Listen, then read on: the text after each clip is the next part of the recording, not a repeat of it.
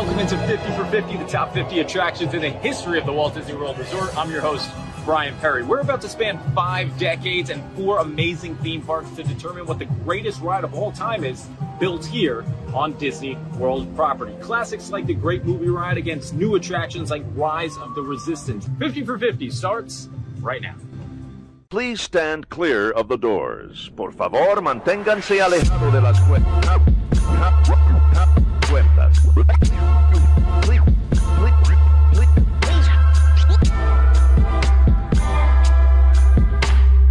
Please stand clear of the doors. Por favor, manténganse alejados.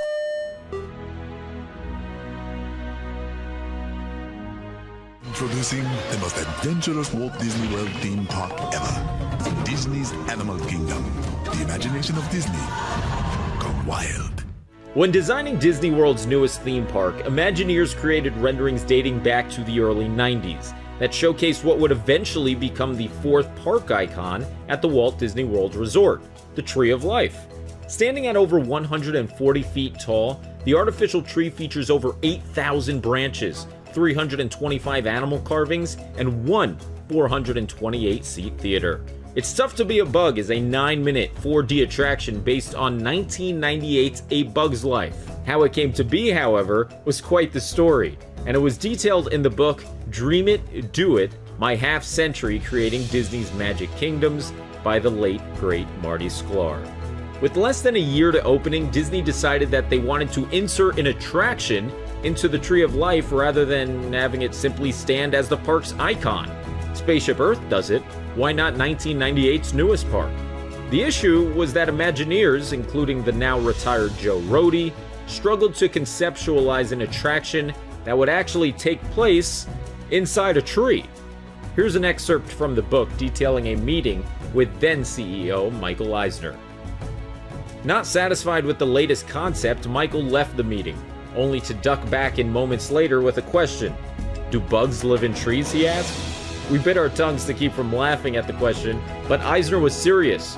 When we responded, of course they do, Michael asked Tom to call John Lasseter about a new film Pixar was creating called A Bug's Life. That broke the creative logjam and sent the Imagineering team off to develop our own story about the realm of bugs inspired by the characters in the Pixar film. The most interesting part in all this is the fact that the attraction actually opened 6 months before the actual film. So here you had Animal Kingdom's park icon with an attraction filled with characters that nobody knew yet.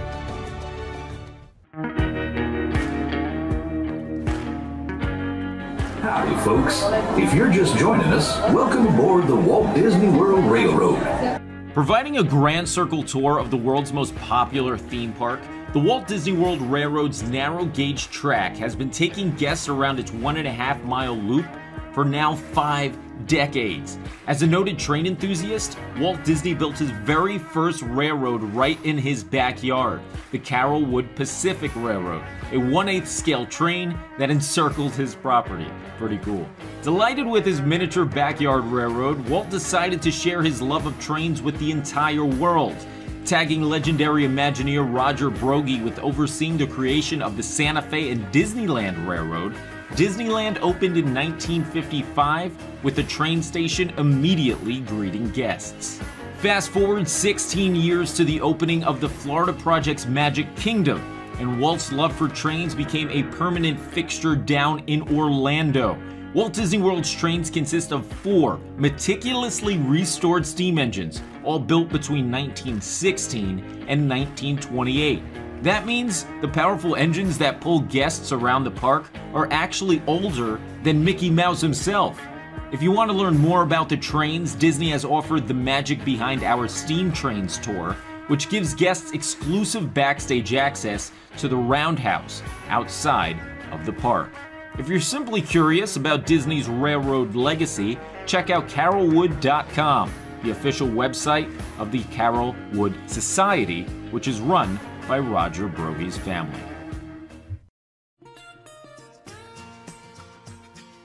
Welcome to the one and only original Country Bear Jamboree, featuring a bit of Americana, our musical heritage of the past. Originally planned for the never-built Disney ski resort in Mineral King, California, the Country Bear Jamboree became one of the very last attractions that Walt Disney personally helped develop. After his unfortunate death, progress on the show, led by Imagineer Mark Davis, continued, but plans for Disney's ski resort, well, they fell through. So what do you do with this fun-loving attraction then? Well, Imagineers made the determination to move the Singing Bears to Florida, and the crew has been performing daily at the Magic Kingdom ever since. In fact, the attraction was so successful that it spawned duplicates out in California and Tokyo. Step inside Grizzly Hall for this 16-minute stage show that features 18 audio animatronics. The Country Bear Jamboree opened with Magic Kingdom Park on October 1st, 1971. The characters created for the show, mainly Liverlips McGrowl, Wendell, Shaker, and of course Big Al, can be seen roaming Frontierland at the Magic Kingdom and bringing a lot of excitement to guests. While Mr. Toad's Wild Ride kicked the curb in favor of Winnie the Pooh, Winnie the Pooh ironically singled the end of the Country Bear Jamboree over in Disneyland. But our number 48 attraction is still powering through down in Orlando.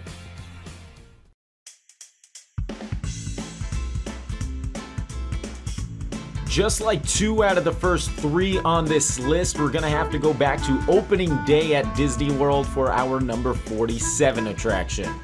Running for just under 27 years, number 47 is no longer with us, but its legacy lives on in places found throughout the resort. Mr. Toad's Wild Ride was just that, a wild ride. A dark ride like no other. Guests traveled through the show building at relatively high speeds in comparison to other similar attractions, and were met with a fun, albeit bizarre, story. Unlike its Disneyland counterpart, Walt Disney World's version of the attraction featured 2 completely separate tracks that didn't even have identical scenes. Basically, you had 2 different ride experiences that ultimately culminated in the same strange ending. And what an ending it was. After vehicles turned onto a train track, they were shown a locomotive train headlight simulating an oncoming train. The train then hit the guests, causing them to go to hell and ultimately back to the station. If you haven't experienced anything like Mr. Toad's Wild Ride, the good news is you can head over to Disneyland where it's still operating today. Down in Orlando, the ride was replaced in 1998 with the Many Adventures of Winnie the Pooh, which continues to bounce along the track as we speak.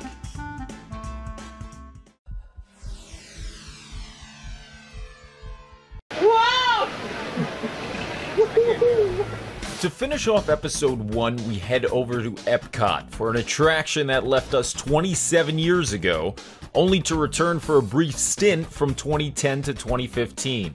Number 46 on our countdown is Captain EO, a 1986 3D film that became one of the pioneers in 4D technology, like the ones used in It's Tough to Be a Bug. Starring the late Michael Jackson, the film was written and produced by George Lucas, but was truly the brainchild of former Disney executives Michael Eisner and Jeffrey Katzenberg. Just a few years removed from the Thriller music video, Michael Jackson's popularity was at an all-time high. His love for Disney was also evident by frequent trips to the parks. Disney attempted to take advantage and approach the King of Pop with a proposal for an attraction. After I's were dotted, T's were crossed, and film names were changed, Captain EO came to be, along with an insane cost of over $20 million. Remember, this is the mid-80s, and that's just for the film portion alone. The attraction featured a story that followed Michael, portraying Captain EO of course, and his ragtag crew as they delivered a gift to the supreme leader of a rotting world. Ultimately, through the power of song and many hip thrusts, Captain EO transformed the planet and its inhabitants into a paradise filled with dancers and light. Epcot's edition of the attraction closed for Honey, I Shrunk the Audience in 1994.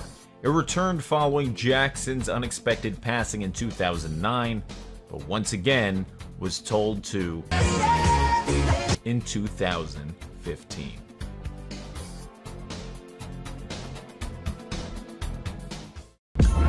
5 down, 45 to go. Welcome to episode 2 of 50 for 50, the top 50 attractions in the history of Walt Disney World Resort. I'm your host, Brian Perry. We're here at Epcot, a theme park that has had a number of phenomenal attractions throughout the years. Unfortunately, some of them aren't around anymore, and some of them are on the way. They're sprinkled out throughout our list of the top 50, so let's see if any fit in between numbers 45 and 41 of 50 for 50.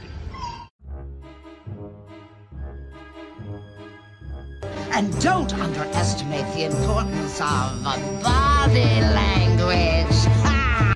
We start episode 2 back in 2006, when Disney released the Platinum Edition DVD of their 1989 hit film, The Little Mermaid.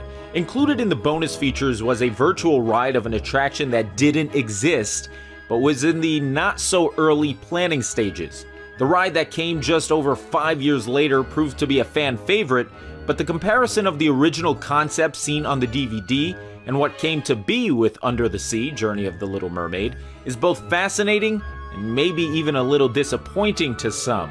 That's because the DVD's version featured a rail-suspended ride system similar to Peter Pan's Flight and a much more in-depth story that included extremely detailed scenes not seen in the actual ride. Ursula's fate at the end and shipwrecks, along with our first look at an animatronic Ariel, Sebastian, and Flounder at the very beginning, plus an unbelievable effect of diving into the water face forward, were all scrapped in the actual ride.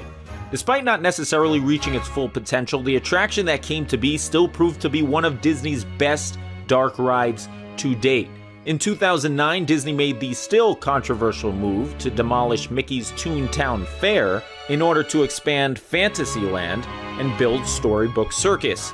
One of the new elements of Fantasyland was the Little Mermaid attraction. While inside, guests explore the story, characters, and music of the Little Mermaid, one of the most impressive aspects of the attraction is actually its exterior, complete with a facade of Prince Eric's castle. Right next door is a meet and greet location for Ariel, and on the exit is one of the best hidden Mickeys in all of Walt Disney World. Under the Sea, Journey of the Little Mermaid is a colorful, fun, and pleasant experience, though one has to wonder how much more popular it would have been had the original concept actually been built.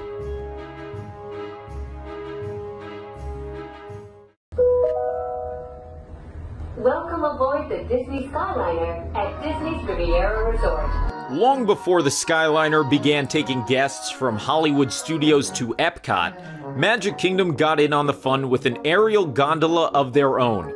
Billed as 2 separate attractions, the Skyway to Fantasyland and Skyway to Tomorrowland were strictly one-way ventures for guests to get a glimpse of the Magic Kingdom from up above. Colorful open-air buckets housed 4 guests as they hung from beneath a cable on their journey across the park. Opened with the park in 1971, guests had the option to either board A in Tomorrowland, where bathrooms are now located near Space Mountain, or B in Fantasyland, where, ironically, bathrooms are now located near Rapunzel's Tower. Yes, both Skyway stations are now bathrooms. While today the Tangled-themed bathroom area is considered an aesthetically pleasing area of Magic Kingdom, the Skyway station, based on a European chalet that stood in the exact same spot, just might have it beat. While Disneyland's version of the attraction was famous for traveling through the Matterhorn, Magic Kingdom had one feature that was unique to Walt Disney World's version of the ride. It didn't travel in a straight line. No, instead, gondolas made an L-shaped turn out where the Tomorrowland Speedway currently stands. The cables and ride vehicles then essentially traveled over the pathway that currently separates Seven Dwarfs Mine Train and the many adventures of Winnie the Pooh. The Magic Kingdom Skyway closed in 1999, but both stations remained mostly intact for nearly another decade. It wasn't until 2009 where the station portion of the structure over in Tomorrowland was demolished, and it was 2012 when we said goodbye to the Fantasyland station when construction began for the Tangled-themed area.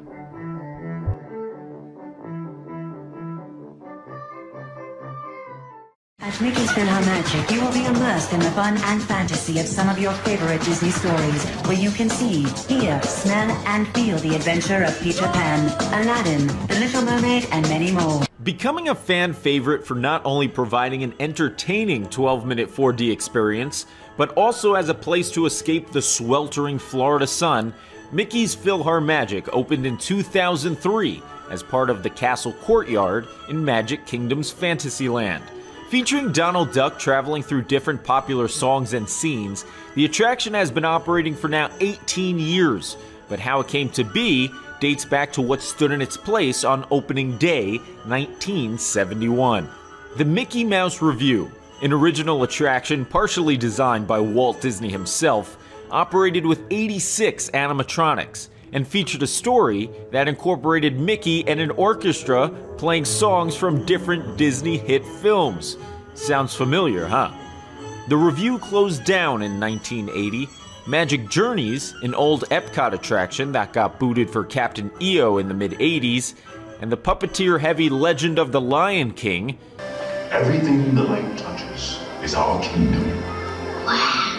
Each had their stints in the theater before PhilharMagic swooped in back in 2003. Today, 486 seats fill the legendary theater that sits right next to Peter Pan's flight. If you think you have a big TV at home, Mickey's PhilharMagic screen stretches 150 feet wide, which equals 1,800 inches. I'll be looking for my own next Black Friday.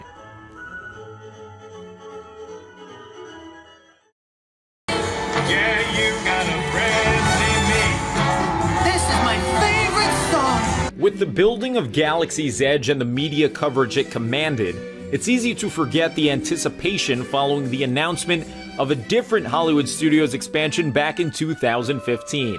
Just 6 years ago, Disney announced their plans to shrink guests to the size of a toy and let them roam free at the soon-to-be-built Toy Story Land, coming to Hollywood Studios. Included in the expansion were 2 brand new attractions, Alien Swirling Saucers and our number 42 ride, Slinky Dog Dash. Set to become the second roller coaster built at Hollywood Studios, Slinky's backstory was that Andy, the owner of all your favorite Toy Story toys in the original film, built together a coaster kit and is utilizing the character Slinky as the ride vehicle.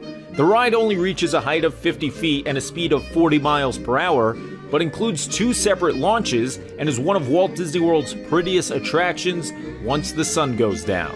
The construction of the ride and accompanying area did spell the end for the famous Earful Tower, but we'll try not to hold it against Slinky. At the culmination of the ride, guests encounter an audio animatronic of Wheezy singing the hit song, You've Got a Friend in Me.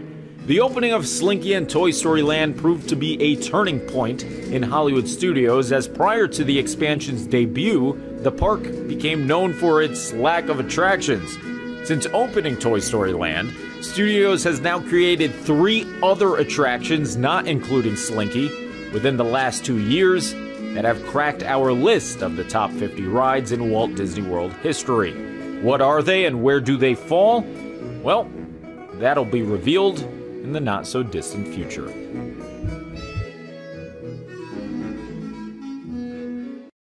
We welcome you to the living seas. We welcome you to Seabase Alpha. It's been 14 years since the Seas with Nemo and Friends began taking guests into the big blue ocean world at Epcot, and while the current attraction remains relatively popular, it's the ride's original ancestor that takes its spot as the number 41 ride on our countdown. In 1986, the experimental prototype Community of Tomorrow welcomed a new pavilion on the west side of the park titled The Living Seas. Despite being planned for opening day at Epcot, the area and included attraction wouldn't see the light of day for another 4 years.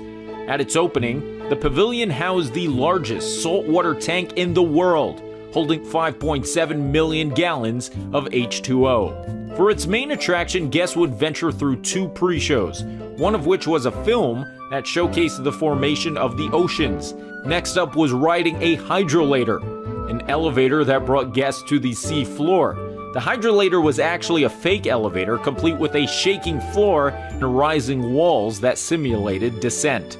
Finally, guests boarded sea cabs, which are now clamshells in the Nemo iteration, and were taken slowly through the giant tank. Riders were brought just a mere few feet away from sharks and other fish, often never before seen from such a distance on a moving vehicle. Once off the ride, guests ventured into Seabase Alpha, which was the normal aquarium part of the pavilion, where Turtle Talk with Crush is located today. Speculation on why the ride closed in 2001 ranges from a lack of sponsorship to the result of lack of tourism following 9/11. The ride remained shuttered until its reopening with the Nemo paint job half a decade later. Gone were the pre-show and Hydrolators in favor of, honestly, one of Disney's most underrated themed queues. It's hard to believe that as we inch towards 2022, the Seas with Nemo and Friends will have been open for 15 years, thus matching the length of its predecessor. Our 41st greatest attraction in the history of Walt Disney World, the Living Seas.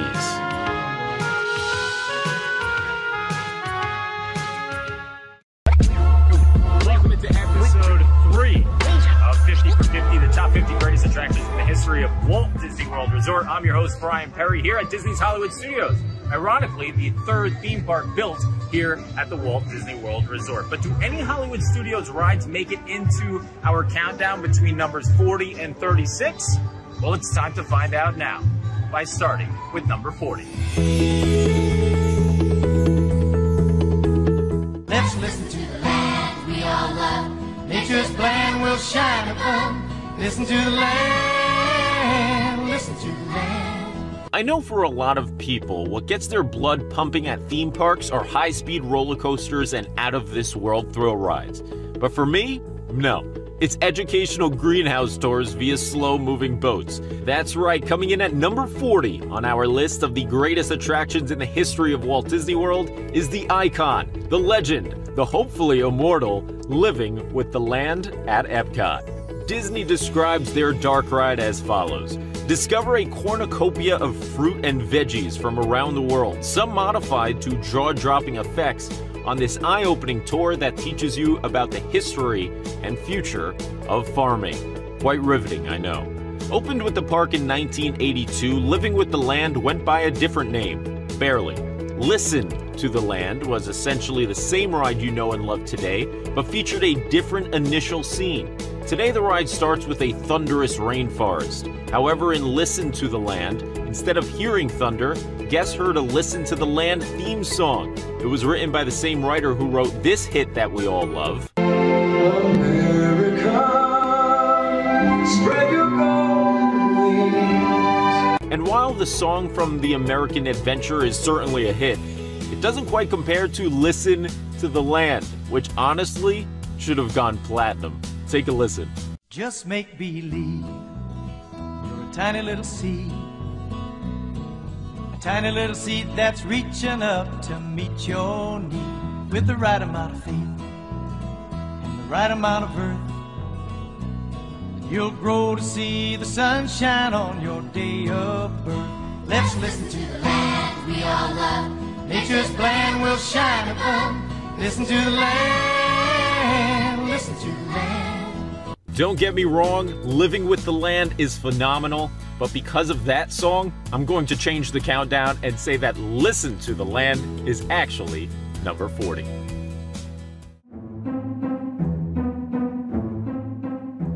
Nothing quite says Fantasyland like a couple of flying elephants. Actually, make it 32 flying elephants. Coming in at number 39 on our countdown is the instantly recognizable Dumbo attraction from the Magic Kingdom. Originally opening with the park in 1971, Dumbo's simple ride system featured 10 ride vehicles that took guests on a high-flying adventure over the original Fantasyland at MK. Eventually, the 10 vehicles became 16. That 16 became 32 when New Fantasyland opened in 2012, debuting a brand new Dumbo ride to sit along the relocated original. What features were added to the new version of the ride, along with an interactive queue where kids can play while guests hold pagers that will prompt them when it's their turn to ride. Pretty cool. Despite its simple ride system, there's no denying that the mere sight of a Dumbo ride vehicle instantly represents Disney parks throughout the world. In fact, the ride is such a signature of the parks that it is one of the only attractions to be featured at every single one of the 6 Disney theme park resorts throughout the world. The classic Dumbo ride system has also spawned duplicate rides with different theming, such as Aladdin's Flying Carpets over in Adventureland and Triceratops Spin at Dinoland, USA. In the World of Motion Trans Center, we go beyond the present and look at the future of transportation. Long before guests reached 64.9 miles per hour aboard Test Track, they traveled through Epcot's Transportation Pavilion at a much slower pace.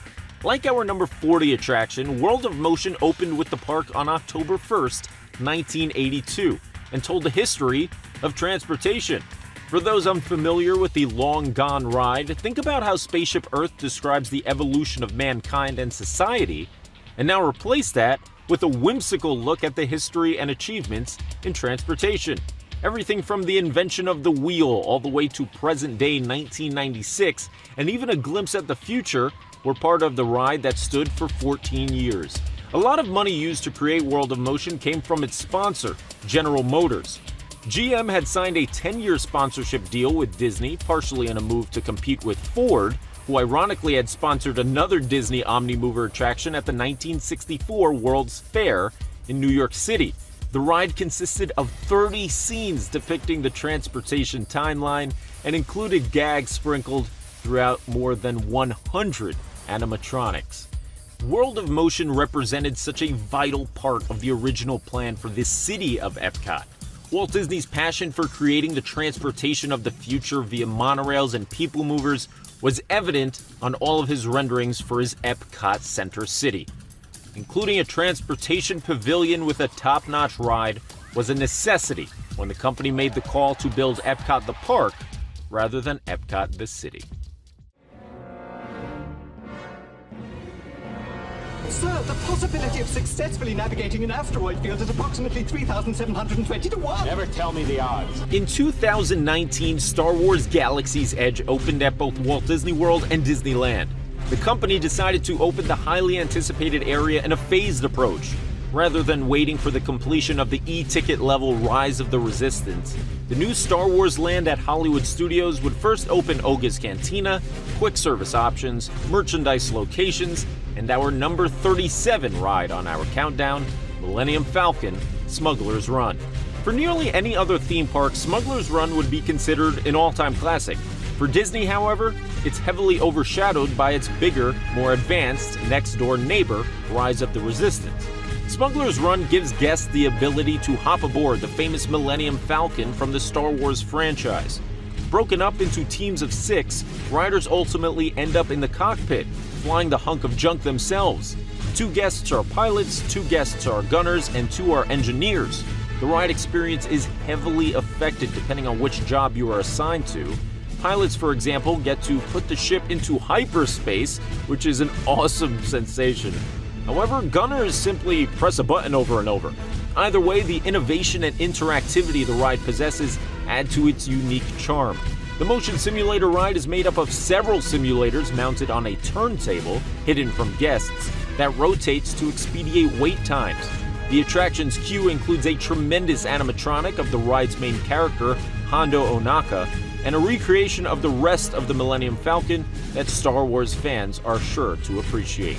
With the attraction's roots found within the nearby Star Tours attraction, Smuggler's Run is a great example of utilizing advancements in technology to build upon an already successful ride system.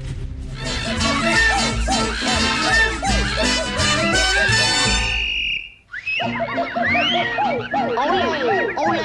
It's showtime! Did you know that Disneyland's version of the Tiki Room was the first attraction to feature audio animatronic technology?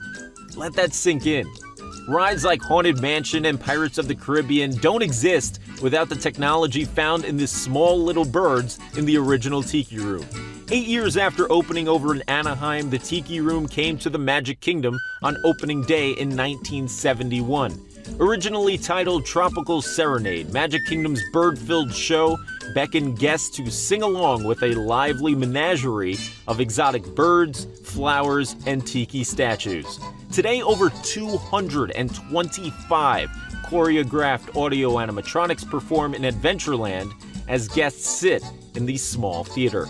Tropical Serenade was renamed the Enchanted Tiki Room in 1993 and then replaced in 1998 with the Enchanted Tiki Room under new management, which included Iago and Zazu from their respective Aladdin and Lion King films. The new version drew mixed reviews, and in 2011, a fire caused severe damage to the roof and the Iago animatronic, thus closing the show. Disney then decided to revert back to its original version to satisfy guests. Now standing for over 50 years, the show and its hit song remain as one of Disney's most famous offerings. For the Tiki Tiki Tiki Tiki Tiki Room is a true pioneer.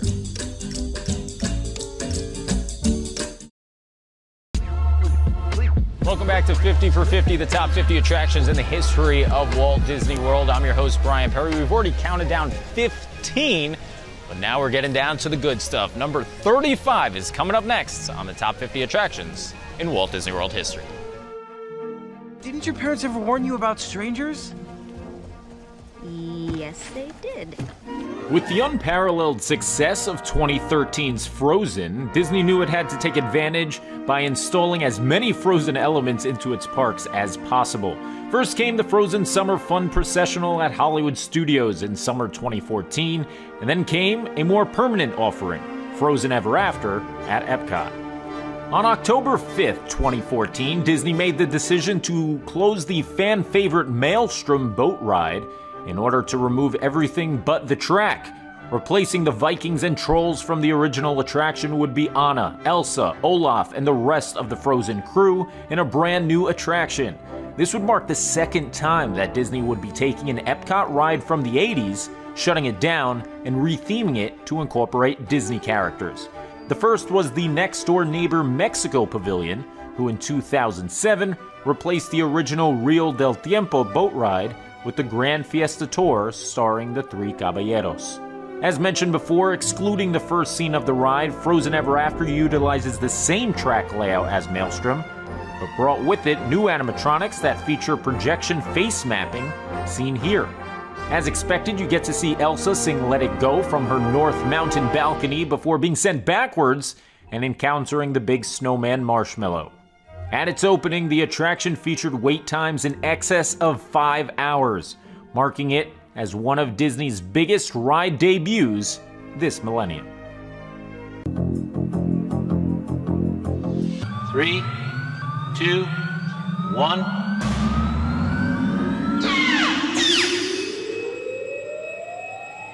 Charlie 218, safe inside, head for the cruise area. If you were to create a Hall of Fame for rides that are no longer with us, Epcot would without a doubt have the most enshrinements. Coming in at number 34 on our countdown is Body Wars, which already marks the third Epcot attraction that no longer exists on our list.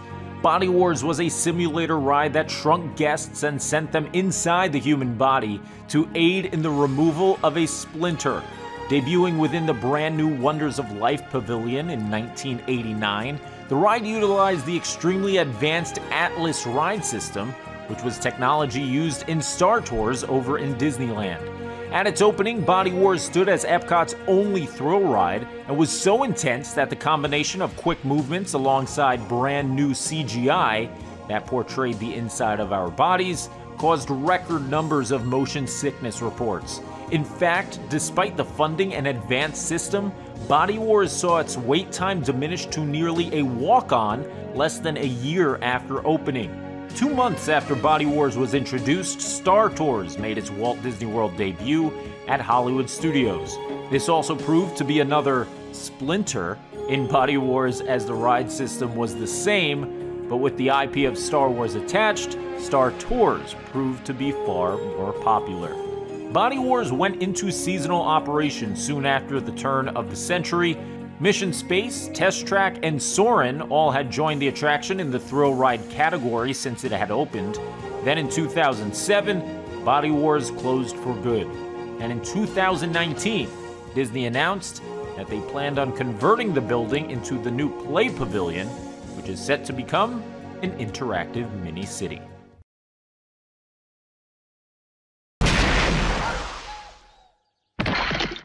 Pluto, you're ripped! Less than 2 weeks prior to the most extensive closure in the history of Walt Disney World due to the COVID pandemic, Hollywood Studios introduced us to Mickey and Minnie's Runaway Railway, Disney's first ride-through attraction based on their iconic mouse. The opening of the ride came with its fair share of controversy, as it was replacing an attraction that perhaps best embodied the park it was in, the Great Movie Ride. Mickey and Minnie's Runaway Railway is an extremely impressive trackless dark ride that features the characters from the award-winning new Mickey shorts. The technology used in the ride vehicles also appears in Rise of the Resistance, as both utilize an RFID puck system to maneuver through the building without a track. The technology was so impressive over in Japan with Pooh's Honey Hunt, it became one of Tokyo Disneyland's must-do attractions. In Runaway Railway, guests are thrust into the cartoon world thanks to a mesmerizing pre-show that features an explosion in the wall that separates the real world and the cartoon world. Visitors next hop aboard a train with Goofy as their engineer and pull away for a nice scenic ride through a park. As it seems to be the case with most theme park attractions, things go awry and riders find themselves detached from Goofy's locomotive and at the center of a number of different thrilling scenes from the award-winning Mickey shorts. The shoes that Runaway Railway had to fill following the Great Movie Ride were next to impossible, though the attraction does a great job on its own and provides Hollywood Studios with another new ride that can be enjoyed by both older and newer generations alike.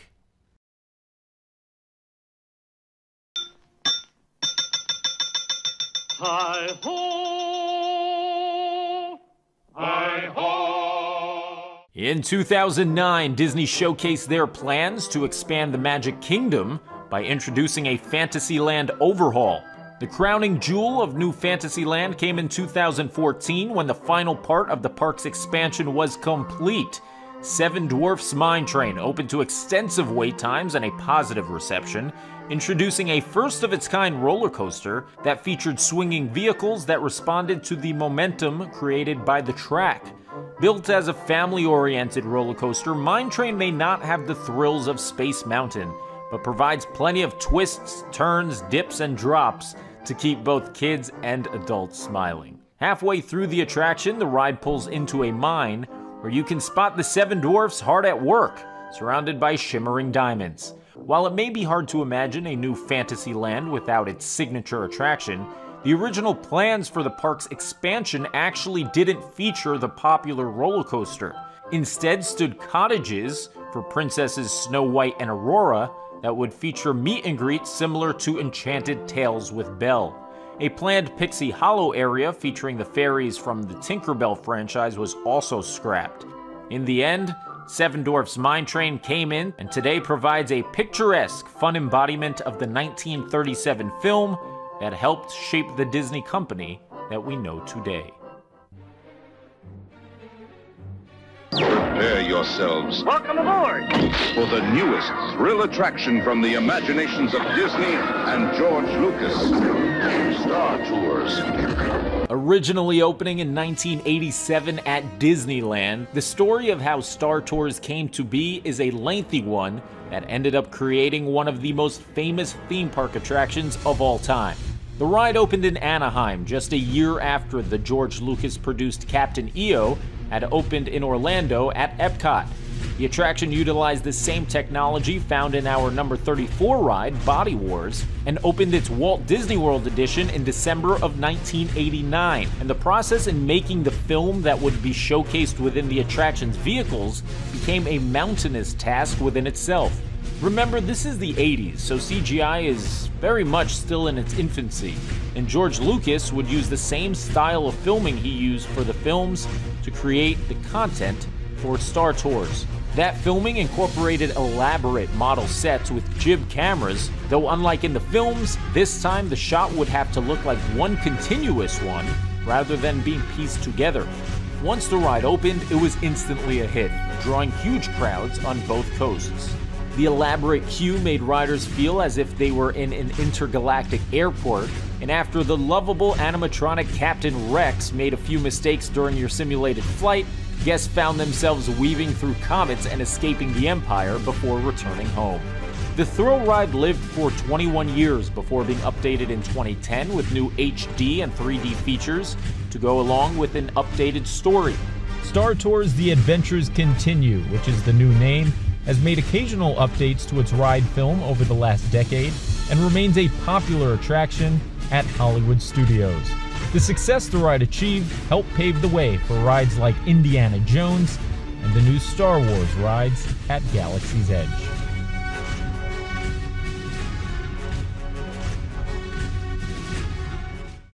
It's episode 5 of 50 for 50, the top 50 attractions in the history of Walt Disney World Resort. I'm your host, Brian Perry. Behind me is Mission Space, one of the most innovative, crazy attractions ever built in any theme park. Where does it fit in our countdown of the top 50 rides in the history of this resort? Let's find out now. We are now conducting our final systems check. Please stow all carry-on items in the under-seat compartment. In 2005, Epcot reached over to Disneyland Resort's California Adventure, grabbed Soarin' over California, and plopped it down in the Land Pavilion to give Walt Disney World guests a brand new must-do attraction.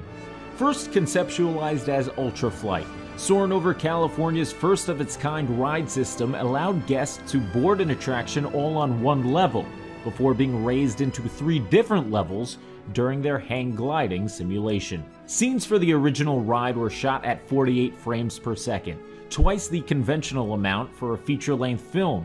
Guests are then pulled towards the large concaved screen so that over 95% of their vision is occupied by the projectors. Combining that with both winds and scent sensations put Soarin' over California into a new level of theme park attraction. The Golden Gate Bridge, Napa Valley, Lake Tahoe, downtown LA, and of course Disneyland were all seen from high above as guests soared over California. In 2016, Epcot added a 3rd theater to alleviate wait times, and just a few months after that, changed the ride to Soarin' Around the World. Replacing the California scenes were ones found throughout the globe. In came the Taj Mahal, Eiffel Tower, Pyramids of Egypt, and Great Wall of China. The new update has drawn mixed reviews, partially because of its CGI transitions between scenes. However, one aspect of the attraction that has stood the test of time and continues to put smiles on our faces is its iconic pre-show, featuring Patrick, our chief flight attendant.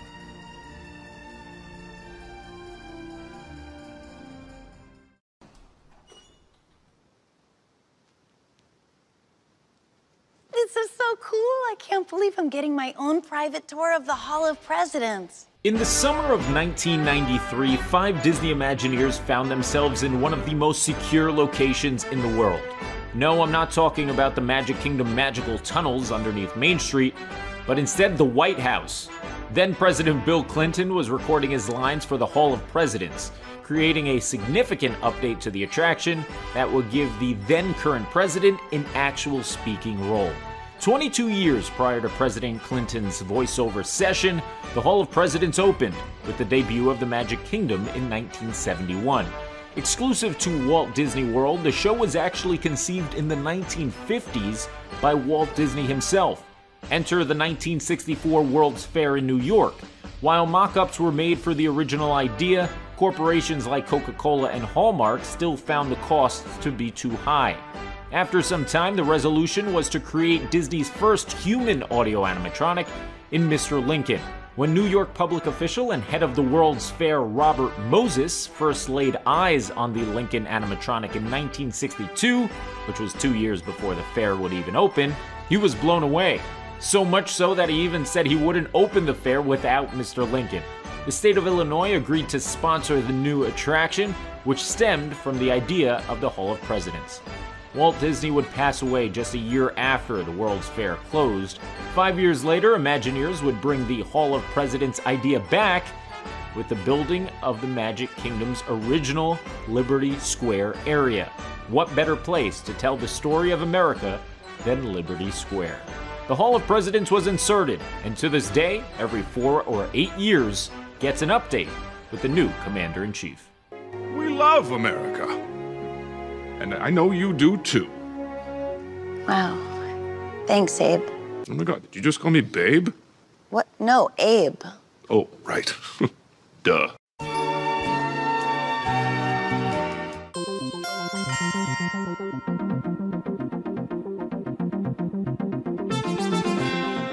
Step into the future in Epcot Center's newest adventure. Originally titled Century 3, Epcot's beloved but now defunct Omnimover ride Horizons remains as the theme park's most missed attraction. Perhaps no experience better embodied Epcot in the 80s and the hopes for a better, more technologically advanced future than Horizons. Taking guests through scenes of what the future may hold, Horizons developed a sort of cult following in the years since it's been removed, and is often considered not just Epcot, but Walt Disney World's greatest attraction that no longer exists. Opened on Epcot's first birthday in 1983, Horizons became unofficially known as the sequel to the Carousel of Progress, bringing guests into, wait for it, America's third century, get it, Century 3, of 1976 to 2076. Think of Carousel of Progress, but with everything taking place in the future rather than the past. However, unlike the popular Carousel, Horizons utilized the Omnimover system, which continuously brought guests into the show building like Haunted Mansion. It also impressed as the track sat above the guests, where vehicles were suspended like Peter Pan's flight. General Electric provided the funding for Horizons for 10 years from 1983 to 1993, before saying, yeah, we're done. With a lack of sponsorship came a lack of repairs, and in a shocking turn, just 11 years after opening, Horizons closed at the end of 1994 with no public reasoning. It would reopen a year later because World of Motion and Universe of Energy were shut down and being converted into Test Track and Ellen's Energy Adventure. If Horizons remained closed, nearly that entire portion of Epcot would consist of closed pavilions. In 1999, Horizons closed for good. The great late Marty Sklar would go on to say the true reasoning Horizons closed was because of a sinkhole that had developed under the ride's building. Disney ended up bulldozing the entire structure before creating its replacement, Mission Space.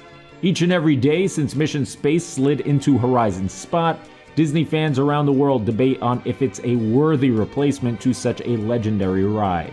The character and attention to detail that came with such a beautiful attraction in Horizons is surely hard to replicate, and the debate on if Mission Space does its job as a worthy substitute is a debate for another day.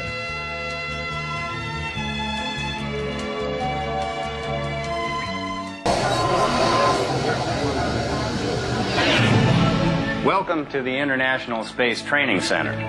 You're here today to train for the greatest adventure in the history of mankind, the exploration of deep space.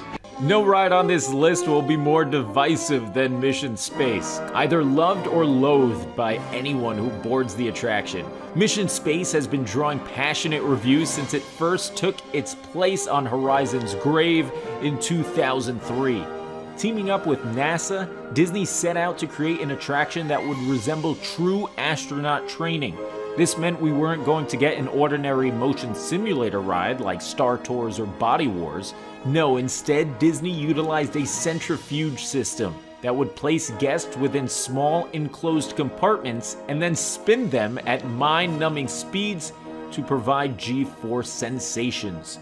You remember those rides at carnivals and Six Flags where you would spin and get stuck to the wall? Now take that, sprinkle in a little NASA, toss in some Disney theming, and turn it up to 110, and boom, you've got Mission Space. The story has guests taking the first mission to Mars. They were greeted by pre-show legend Gary Sinise before he was inexplicably replaced in recent years. And then they were assigned one of 4 jobs within the ship's cockpit. Oh, you thought you were just going to sit back and enjoy the ride? Think again. There's button pressing and throttle adjusting, and sure, they may actually have absolutely no impact on the actual ride, but it's Disney, people. Use your imagination. Plus, the sounds the buttons make when you press them are actually pretty cool. The force on guest bodies during liftoff was unlike anything ever experienced in a simulator ride within a theme park. In fact, it was so intense that motion sickness bags were placed inside the ride after just a few months of operation. Disney eventually replaced half of the attraction with a new green version titled Less Intense Training to go alongside its orange team More Intense Training.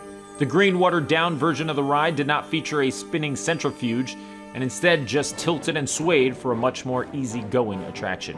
To this day, Mission Space remains as perhaps the most polarizing ride ever built at Walt Disney World. Whether it's a better attraction than its predecessor will be talked about for decades and decades to come. With Mission Space opening in 2003, it created an astonishing brand new ride system exclusive to Walt Disney World. Now at 18 years old, it's already surpassed Horizon's lifespan. Both are legends within themselves. As a huge fan of Mission Space, I suggest you give it a spin. Literally, a spin on orange. Not the green. That's the one that doesn't spin.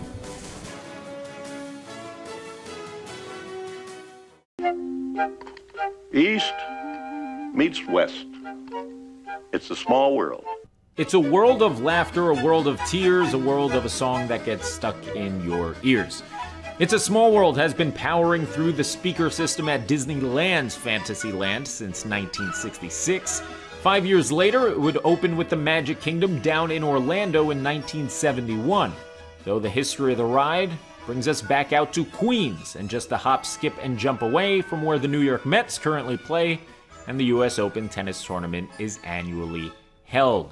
Spending 2 years at the aforementioned New York World's Fair from 1964 through 1965, the Disney-designed attraction was a bit of a rush job, as corporate sponsor Pepsi was in desperate need for an attraction and a pavilion at the highly anticipated tourist attraction.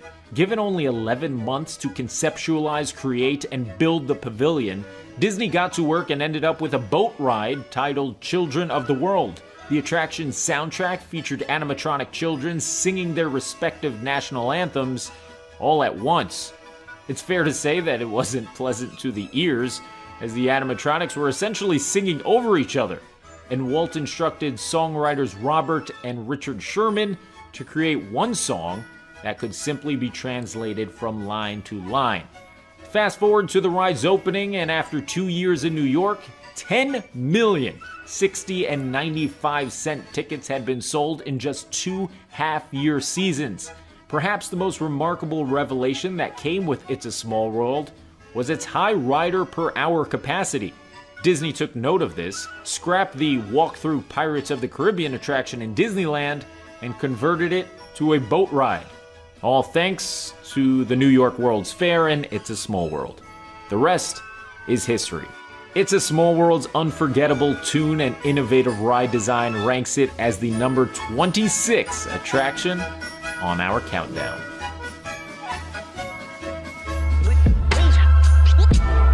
Welcome into episode 6 of 50 for 50, the top 50 attractions in the history of the Walt Disney World Resort.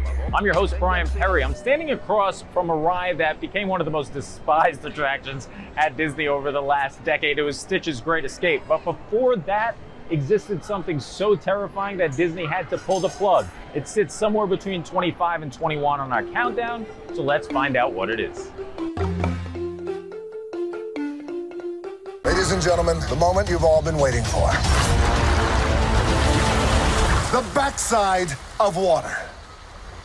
Just this summer, The Rock and Emily Blunt brought to life Jungle Cruise, Disney's newest attempt at taking an iconic theme park attraction and turning it into a blockbuster film.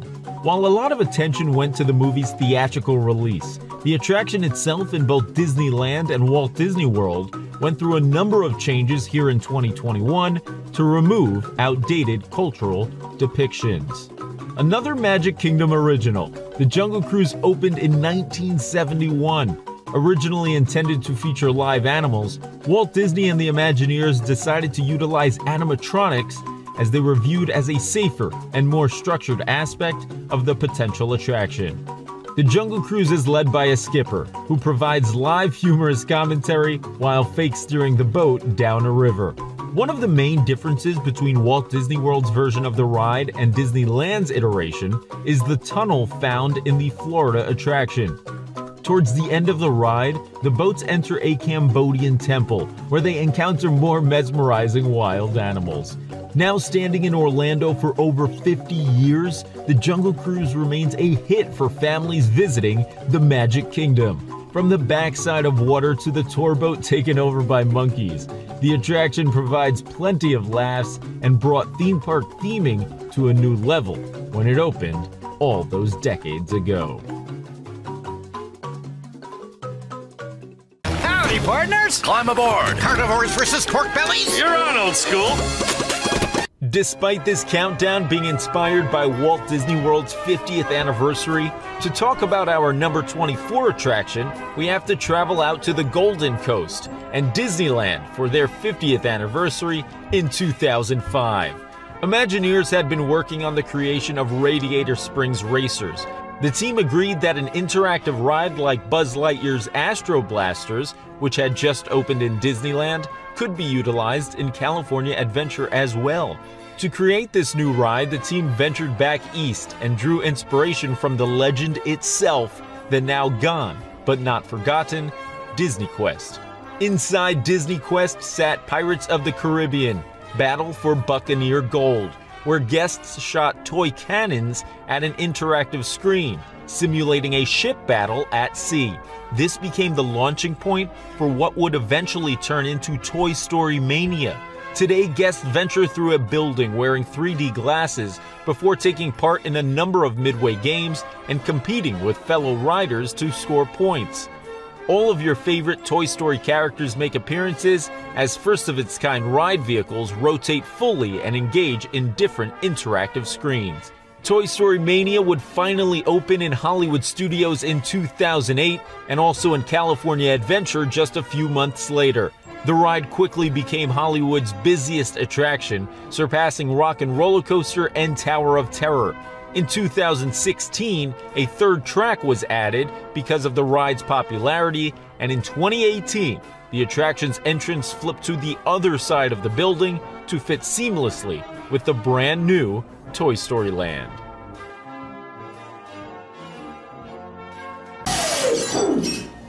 Hello there! Welcome to our little trans-dimensional joyride, folks. When Animal Kingdom opened in 1998, it gave guests the opportunity to get up close with real animals, along with some prehistoric ones found in the brand new Dinoland section of the park. The highlight of the new area would be Countdown to Extinction, a dark ride transporting guests to the age of the dinosaur.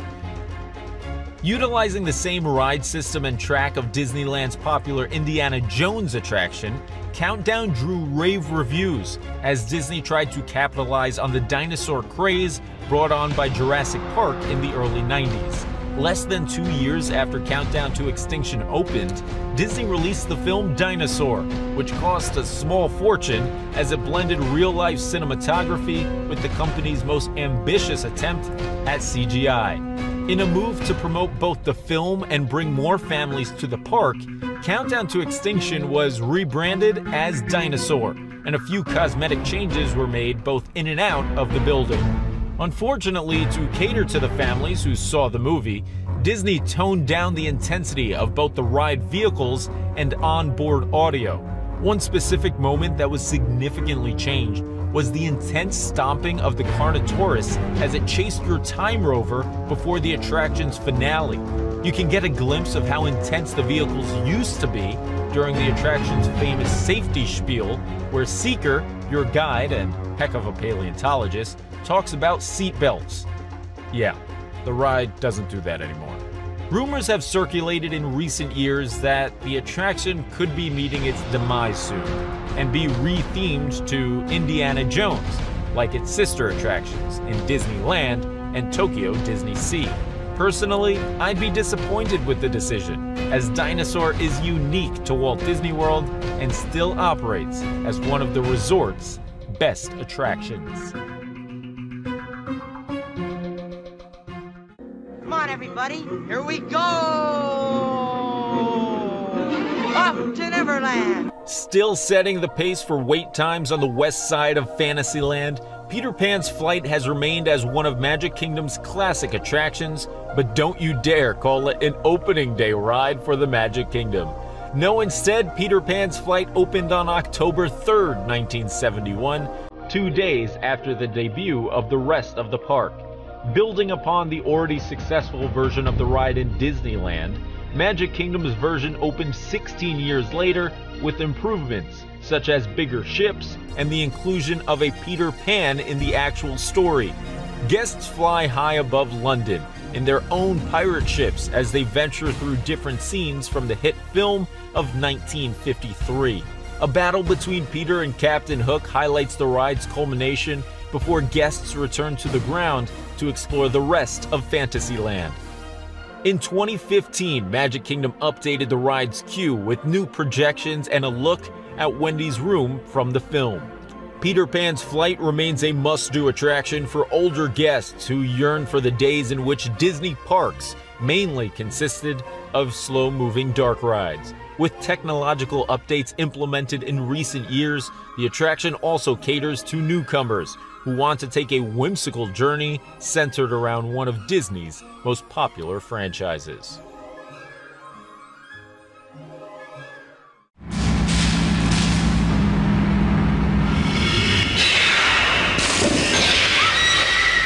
Originally intended to be a tie-in to Ridley Scott's Alien film, yes, the Alien film that features creatures ripping through human body parts, the eventual Alien Encounter attraction would wisely drop the movie tie-in, but still go on to create one of the most memorable experiences ever implemented in a theme park.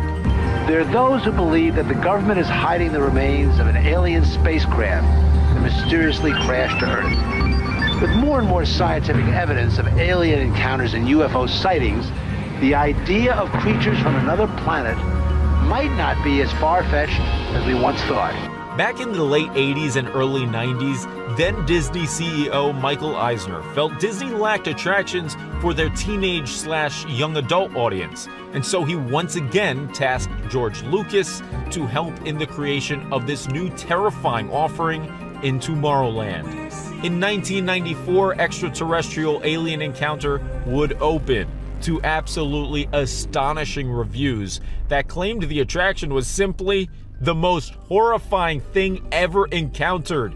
Guests were seated in a round theater and then locked into their seats via a shoulder harness, similar to one you'd normally experience on a roller coaster. As the attraction story unfolds, a teleportation device is utilized and accidentally brings a terrifying alien from a foreign planet into the room. Of course, the alien would then escape its containment, all while a power surge causes the lights to go out. Each seat in the theater wasn't only equipped by the overhead harness, but surround sound speakers, which helped provide the alien's approximate location in the dark thanks to his horrifying snarls.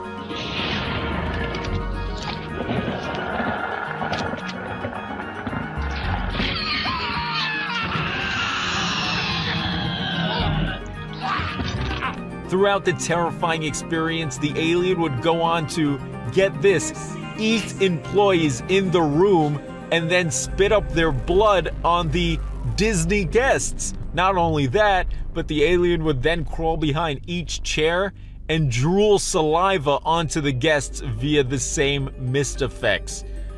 Oof. The alien would eventually get recaptured, and then guests would go on their merry way back into the most magical place on Earth, the Magic Kingdom.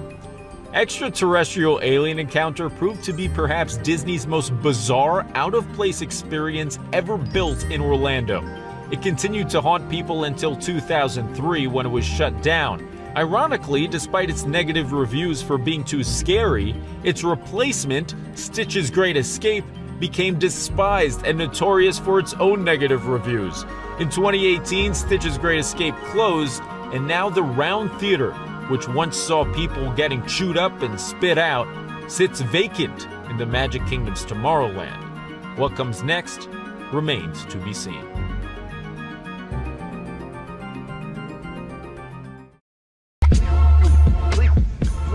"30 rides have come and gone in our 50 for 50 series for the top 50 attractions in the history of Walt Disney World." Welcome in, I'm your host Brian Perry, and it's time To start the top 20, we're here at Disney's Hollywood Studios, which opened in 1989, of course, under the name of MGM Studios.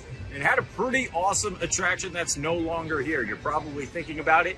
Does it fit in between number 20 and number 16 in our countdown? Well, it's time to find out by starting with number 20.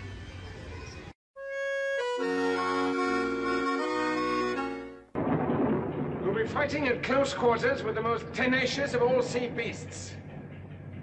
Stay clear of the tentacles. They'll seize anything within reach and hang on to the death. Perhaps Magic Kingdom's most beloved removed attraction, 20,000 Leagues Under the Sea's submarine voyage made Fantasyland the must-do area of the park when it opened in 1971. Operating for 23 years, up to 40 guests would step down into faux submarines before they ventured into the deep seas of the Magic Kingdom.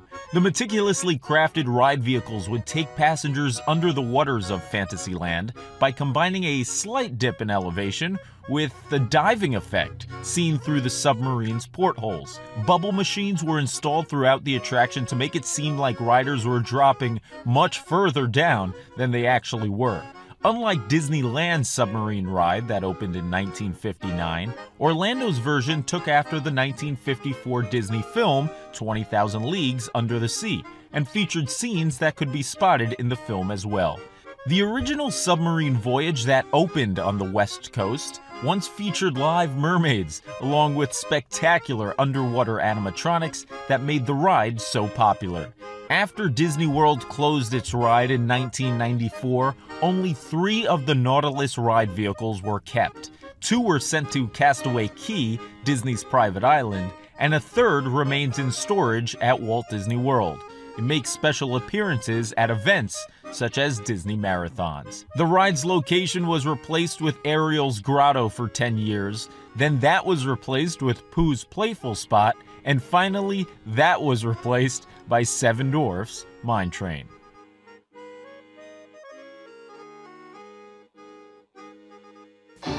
First came the Magic Kingdom, then the incredible Epcot Center. Now comes the new Disney MGM Studios theme park.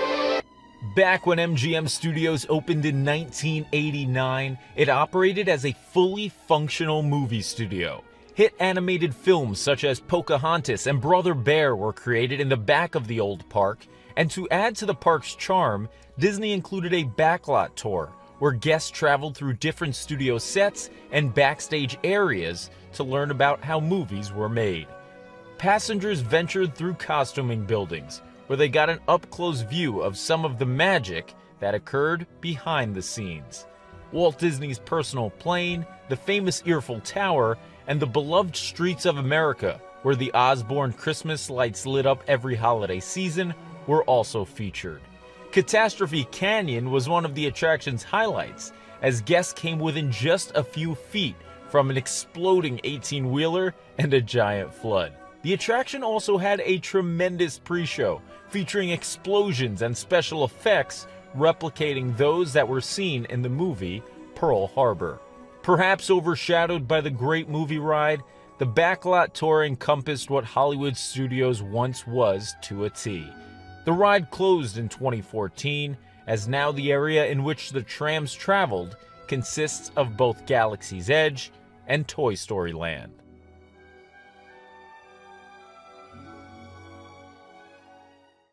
We hope you enjoy Tomorrowland Transit Authority's Super Skyway. If it didn't cause an uproar in society, we might have slid the People Mover into the #1 spot. The perfect complementary piece to Tomorrowland, the Tomorrowland Transit Authority People Mover is one of my personal favorite rides and has been a guest favorite since opening in the Magic Kingdom in 1975. Unlike its elder and now defunct sibling in California, Orlando's People Mover takes guests on an 11-minute journey in open-air cars without a change in elevation. Consisting of 32 5-car vehicles, the People Mover travels through multiple rides, giving riders a glimpse inside of Buzz Lightyear's Space Ranger Spin and the legendary Space Mountain. Guests often appreciate the ride as it occasionally gives passengers the opportunity to see inside Space Mountain with the lights on when the coaster requires maintenance. Traveling at a brisk 6 miles per hour, the Tomorrowland Transit Authority People Mover is the perfect opportunity to cool down and rest up for the rest of your day at the Magic Kingdom.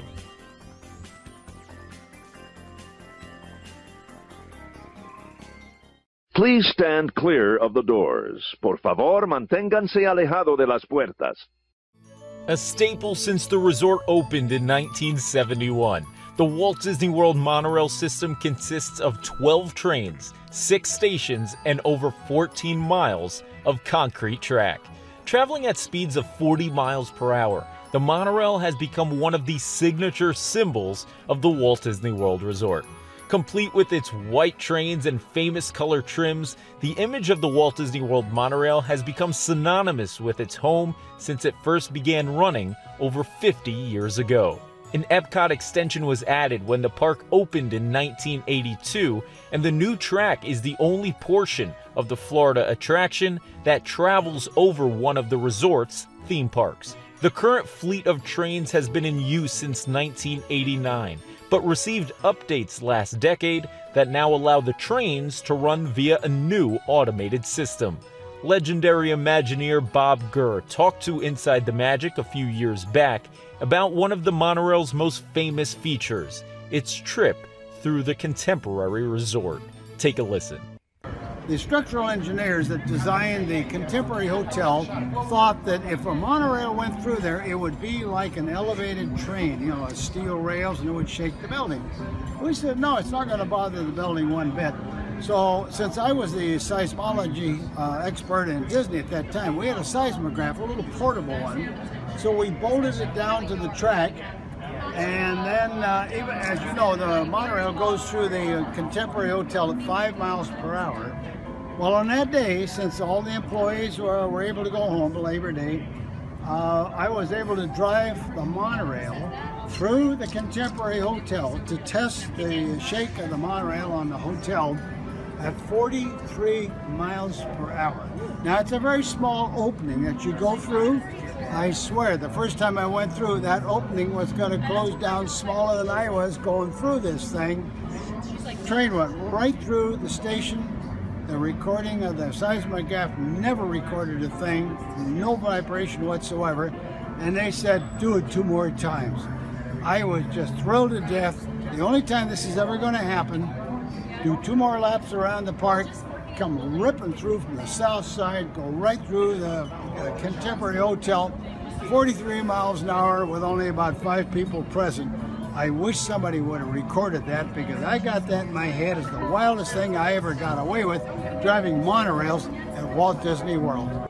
After parking at the TTC for the Magic Kingdom, guests have the option to travel to the park's entrance via ferry or monorail.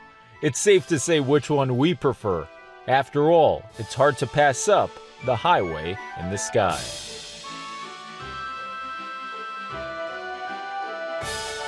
And depending on how your vehicle and you hold up, we'll even throw a few surprise tests in there.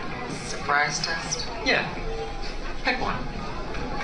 Now, if this whole routine seems a bit extreme, you're absolutely right. That's what a test track is all about.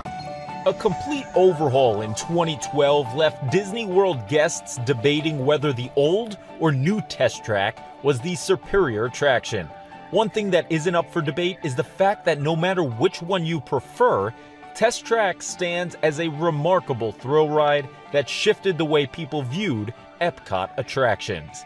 Taking place of the beloved World of Motion ride, Test Track took the mantle at the park's Transportation Pavilion and took off running at 64.9 miles per hour to be exact.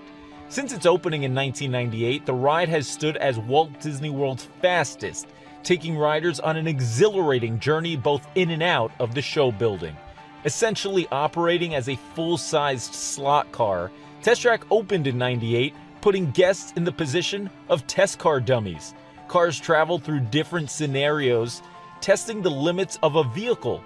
Sharp turns, dips, brake checks, and a speedy culmination brought Epcot its first full-fledged thrill ride. As aforementioned, Test Track went through a full renovation in 2012, bringing an interactive element to the ride while replacing the black and yellow testing simulation with a Tron-like interior. The overhaul was met with mixed reviews, as the new version seemed to be a shiny coat of paint, though it lacked the character found in its predecessor. Sitting next door to its thrill ride neighbor Mission Space, the ride continues to be one of the park's most popular 23 years after it debuted.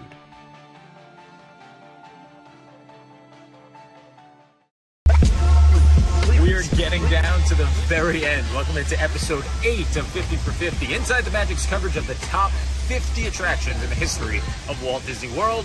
I'm your host, Brian Perry. You know, when Animal Kingdom opened in 1998, it introduced us to an attraction that was bigger than the Magic Kingdom. The attraction is still standing today, 23 years later, and it's as great as ever. In fact, it's so good, it sits somewhere between 11 and 15 on our list. So without further delay, let's kick things off with number 15.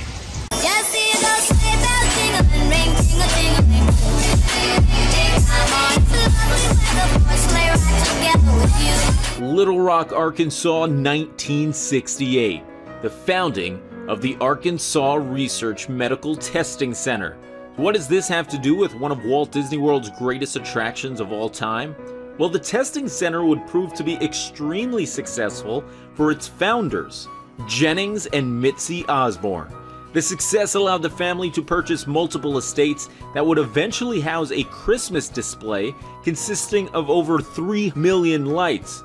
While the spectacle was extremely popular, 6 neighbors actually went on and filed lawsuits saying that the newly welcomed traffic congestion was unacceptable, and there were fears that emergency vehicles wouldn't make it down the street when needed. Legal battles followed, and in 1995, the state Supreme Court shut down the display altogether. The court case gained national attention, with multiple cities offering to host the family's display within their own downtown districts, though it was a fake downtown street that would acquire the lights. Residential Street was a portion of the backlot tram tour at MGM Studios, and when Walt Disney World acquired the Osborne lights, they chose to install the bulbs throughout the street's fake buildings. In 2004, the lights moved to the New York Street set, now known as the Streets of America, and fake snow was added utilizing 33 snow machines. Over 10 miles of light rope was used to light up the fake New York street, and holiday tunes played throughout the festive area. For over 2 decades, the Osborne lights danced to holiday songs at MGM/Hollywood Studios. Disney made the decision to demolish the area in 2016 to make way for Galaxy's Edge. Many fans still believe Galaxy's Edge isn't a worthy replacement to the lights and streets that once stood in the back corner of the park. From Arkansas to fake New York, the Osborne spectacle of dancing lights provided a truly spectacular visual during the most wonderful time of the year. They shut off for the final time to the tune of the Mickey Mouse Club alma mater on January 6th, 2016. Now, another of our World Fair exhibits that features the audio animatronics is the Carousel Theater of Progress. Regarded as the longest-running stage show in American theater history, the Carousel of Progress takes guests into the living room of an audio animatronic family as technology transforms their lives over 4 generations. Included in the creation of the attraction was the hit theme song, There's a Great Big Beautiful Tomorrow by the Sherman Brothers, who went on to say, in a way, the theme song was for Walt Disney himself. It's a Small World is perhaps the most famous attraction to originate at the 1964 World's Fair in New York, but the Carousel of Progress was perhaps the most important. Perfecting audio animatronic technology and combining it with a brand new, innovative carousel theater, the attraction drew nearly an hour wait in New York, despite having an astounding flow of 200 guests entering the ride every 4 minutes. After wowing audiences in the Big Apple, it made its way to Disneyland for 7 years, and finally, the Magic Kingdom in 1975. Separated into 4 acts, each section of the attraction takes us into a new decade where we learn about what's happening in the world during the family's present day.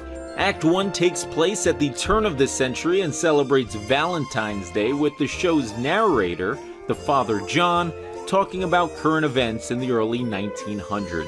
Act 2 takes place in the 20s, Act 3 in the 40s, and Act 4, well, in present day, which means an 80-year gap today, which is pretty humorous, but when the attraction opened, present day was only 2 decades removed from Act 3.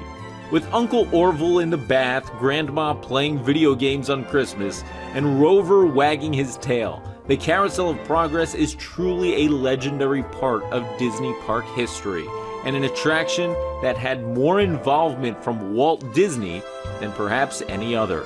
Be sure to take a legitimate spin the next time you're in the Magic Kingdom. If any of you folks are wearing hats or glasses, best remove them, because this here's the wildest ride in the wilderness! The wildest ride in the wilderness indeed. Opening in Magic Kingdom in the fall of 1980, Big Thunder Mountain Railroad takes guests on a race through a haunted gold mine aboard a speeding runaway train. The ride's roots stem from Anaheim and what stood in its place for the first 21 years of Frontierland. The mine train through nature's wonderland was a narrow-gauge railroad that made its way through different parts of western scenery at a much slower pace. The attraction featured over 200 replicas of North American animals and featured a memorable portion of the ride titled Rainbow Caverns, which saw trains travel through a cave with colored waterfalls. Those waterfalls were recreated for Big Thunder Mountain at the beginning of the coaster as it ventures through its own dark cave. Big Thunder's appearance stems from the famous red rocks found on the Utah-Arizona border and is made up of over 6,000 tons of steel. Trains travel up to 36 miles per hour and venture up 3 different chain lift hills before returning to the mining station. Finally, the famous voice that you hear when standing in the station is that of the late Dallas McKennon, who certainly had the face to go along with the voice of Big Thunder Mountain.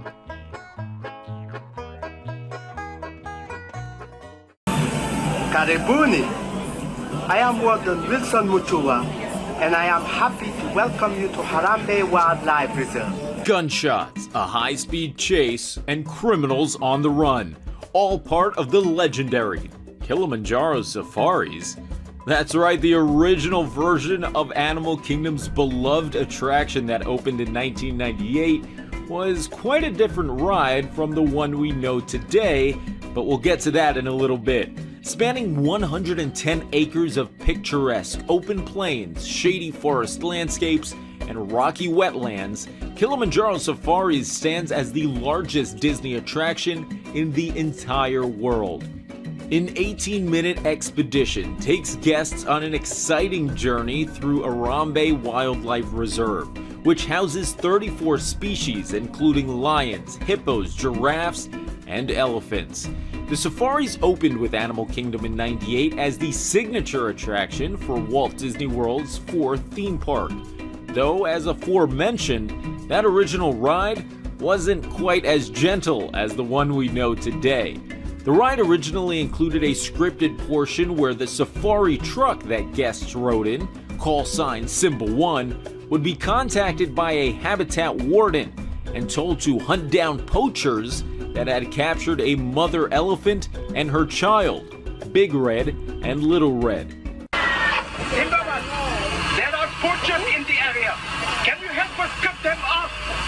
Poachers? Do you guys want to help me catch the poachers? Yeah. All right. The poachers would ride in a separate vehicle that raced alongside yours for a small portion of the ride, where gunshots were being fired at the guests' vehicles. The poachers would eventually get captured and then held at gunpoint by another cast member. during cast previews at Disney's Animal Kingdom before the park opened, the guest vehicle would actually encounter, get this, the fake slaughtered corpse of Big Red, the mother elephant. She was seen bloody and on the ground with her tusks sawed off, really driving home the point of how terrible poachers are. Even though the corpse was fake, spotting it soon after seeing real elephants walking around on the attraction was a bit much. Complaints came flying in and Disney pulled the artificial corpse before the ride opened to the public. For those wondering where this portion of the ride took place, it was on the right side of the vehicles, right after the lion portion of the attraction. An animatronic of Little Red was spotted at the end of the ride, showing that guests had successfully saved the baby elephant. That part was taken away in 2012. So the ride may not be as chaotic as it once was, but it remains as Animal Kingdom's signature attraction, even if it lives in the shadows of Expedition Everest, the floating mountains of Pandora. All right, Aerosmith has taken the stage. Whoa, check out Steven Tyler's hat.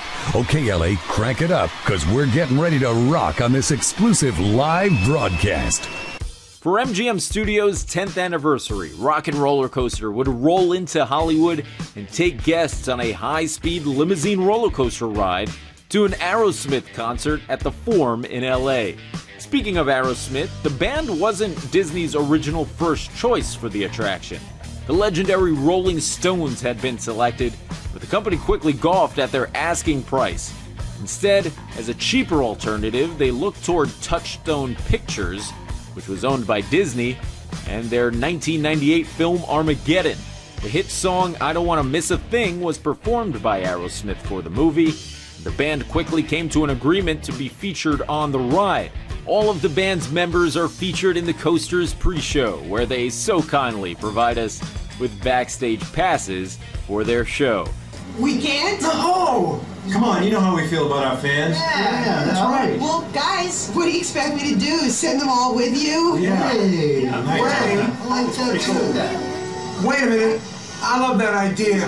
How about some backstage passes? The pre-show was modified after over a decade to censor a gesture by band leader Steven Tyler that Disney seemed to find, let's say, questionable.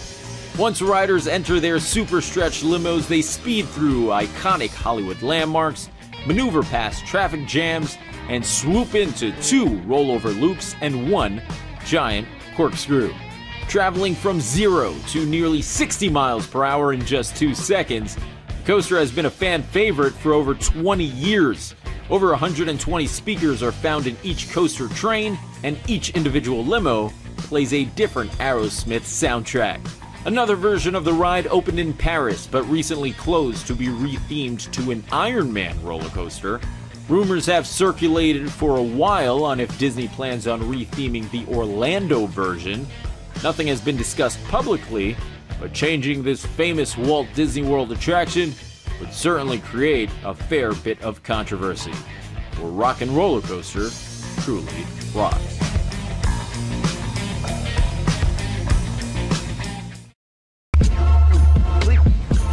After counting down 40 of the greatest rides in Disney history, we have made it to the top 10. Welcome to episode 9 of 50 for 50, the top 50 attractions in the history of the Walt Disney World Resort.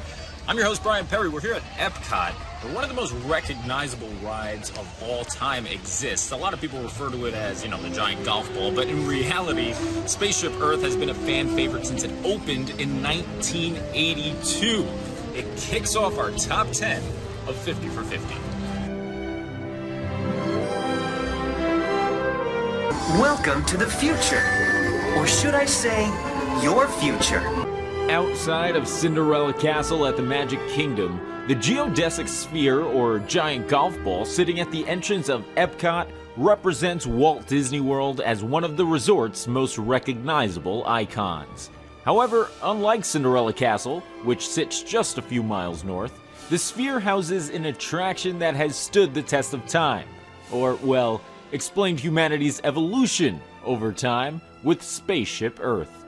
When Epcot opened in 1982, its focus was providing an easily accessible educational journey that explored the history of multiple industries, while also providing a glimpse of what the future may hold. Like other classic Epcot attractions such as Horizons, World of Motion, and Living with the Land, Spaceship Earth focused on a particular industry and explored both its past and future, for guests would enter the sphere to learn about the evolution of communications in our civilizations. Multiple narrators have taken the mantle aboard Spaceship Earth's vehicles, including Jeremy Irons, the voice of Scar. However, it's been Dame Judi Dench since 2008. Throughout the slow-moving 15-minute journey, guests encounter everything from cavemen to the fall of Pompeii, the creation of the printing press to the Renaissance, and the invention of personal computers to the landing on the moon. Hundreds of animatronics aid in the telling of the story while your vehicle slowly makes its way through the 165-foot-tall building. Speaking of the building, it took a whopping 16 months to complete the ride that features over 11,000 triangles on its exterior. Returning to the animatronics, Disney elected to recycle older animatronics from other attractions when updating Spaceship Earth. Can you name the other two attractions in which some of Spaceship Earth's animatronics originated? I'll give you 1 second. Okay, time's up. Hall of Presidents has sent over quite a few familiar faces to take on new roles in Spaceship Earth. Keep your eyes peeled for John Adams, James Buchanan, and a few other former Commander-in-Chiefs. The other attraction is Carousel of Progress. Family members from America's longest-running stage show also show their slightly altered faces on Epcot's signature ride. Spaceship Earth has gone through a number of renovations through the years, both on the inside and out. Most recently, lights were added to the triangle points on the outside of the structure, turning the sphere into a beacon of magic for the resort's 50th anniversary. As for the internal renovations, another is planned for the not-so-distant future, or should I say, our future. As one of Epcot's best, Spaceship Earth continues to take new generations of travelers both into the past and through the future with this all-time classic ride.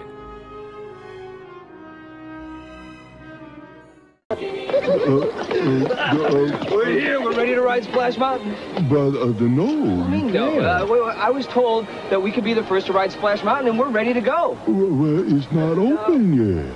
Nothing quite cools down a hot Orlando day like a log flume drop from a critter-filled mountain. Splash Mountain, which will be rethemed to Princess and the Frog in the upcoming years, slides into the number 9 spot on our countdown for the top 50 attractions in Walt Disney World history. 950,000 gallons of water, multiple unexpected dips, and one 5-story drop are just a fraction of what make up Splash Mountain. Dating back to the mid-1980s with Michael Eisner at the helm, Disney parks were struggling to attract the teenager/young adult demographic. The decision was to greenlight Splash Mountain in the Bear Country portion of Disneyland, which had become sort of a dead end to the park in desperate need of a spark. In fact, the company was so desperate to attract teens, when the ride opened, they put out this promotional video. Well, you know it is a thrill when you go downhill, 'cause you're riding on the mountain of your own free will, and you're zipping in a flash on a daring dash, down a waterfall so rapid that you go split splash. Splash Mountain. Zippity-doo-dah. Splash Mountain. Zippity-yay. My oh my. Zip, zip. Wonderful day. Zip. Splish Splash. Plenty of sunshine. Zip. Splish Splash. In my way. Zippity-doo-dah. Zippity-yay. The name Splash Mountain stems from Eisner's desire to somehow tie in a promotion to the 1984 Disney film Splash. Now, the ride's story has absolutely nothing to do with this film, and likely didn't make much of a dent in Splash's VHS sales, but, you know, shoot or shoot. After Splash opened in Disneyland in 1989, It made its way to both Tokyo and Walt Disney World for debuts in the fall of 1992. Magic Kingdom welcomed in over 100 audio animatronics to the park's third mountain. Over the 11-minute journey, guests are treated to the popular Zippity-Doo-Dah song as they journey through the insides of one of the park's largest structures.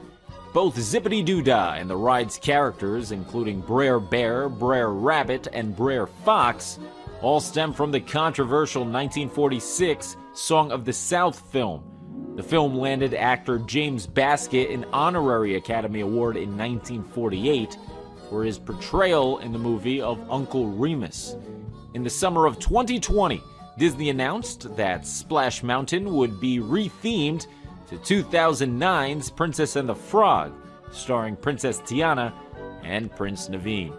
Details about the ride's new story have been scarce, but Imagineers plan on taking riders through scenes that take place after the events of the film.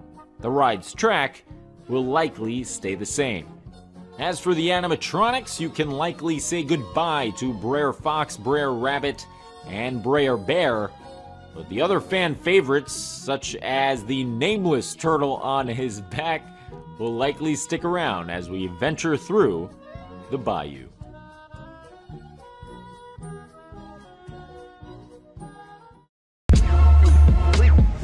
Since opening in the mid-2000s, Expedition Everest has been bringing guests 199.5 feet into the air before sending them backwards. It's just one of the many elements that makes this roller coaster one of the most unique in the world, and why it cracks our top 10, the top 50 attractions in Walt Disney World history.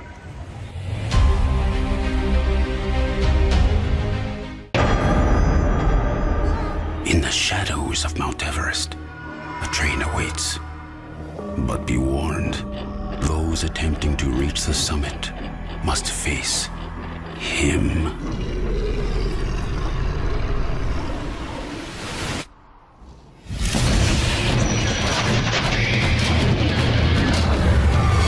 Expedition Everest. Announced on the 5th anniversary of Animal Kingdom in 2003, Expedition Everest gave Walt Disney World their version of the Matterhorn and then some. Standing at a spry 199.5 feet, Everest is Disney's tallest mountain attraction and joined the party in April of 2006. So why does it fall just 6 inches short of the 200-foot plateau? Well, that's because a warning light for planes is required at the top of structures that exceed 200 feet. Disney avoided this by simply keeping the mountain a tad shorter and thus maintaining proper theming. Providing a much-needed boost to Animal Kingdom, Everest takes guests on a remarkable 3-minute roller coaster ride that features rolling hills, beautiful sights, broken track, and for the last 15 years, a disco dancing Yeti. When it was constructed more than 15 years ago, the ride stood as the most expensive roller coaster ever built. Costing over $100 million to build, Everest brought in new technology never before seen in an attraction. The highlight of the new technology was the most mesmerizing animatronic ever built, the mountain's mysterious monster, the Yeti. When it first began operating, the gigantic Yeti had the ability to swing side to side and reach down to try and grab riders in the coaster's trains. 19 separate actuators provided precise movement within the 25-foot-tall marvel. But after just a few months of operation, problems began threatening the structure of both the Yeti and the mountain itself. Since being turned into B mode, the Yeti remains stagnant while a strobe light flashes while riders zoom by, attempting to mimic the Yeti's old movements. Former Disney Imagineer Joe Rohde has gone on record saying he promises to fix the Yeti, but fans must understand that it would take shutting down the entire attraction for months and months. With the opening of Pandora and Flight of Passage at Animal Kingdom, Disney has a bit more flexibility to shut down Everest for an extended amount of time, but with Rohde's retirement, it's safe to say the idea of fixing the Yeti is on the back burner. With or without the attraction's mascot operating to its full capacity, Everest's backwards helix, spectacular drop, and phenomenal storytelling make it an absolute must-do for guests. The attraction's queue alone stands as a fascinating museum type of experience with details you could only expect from Disney.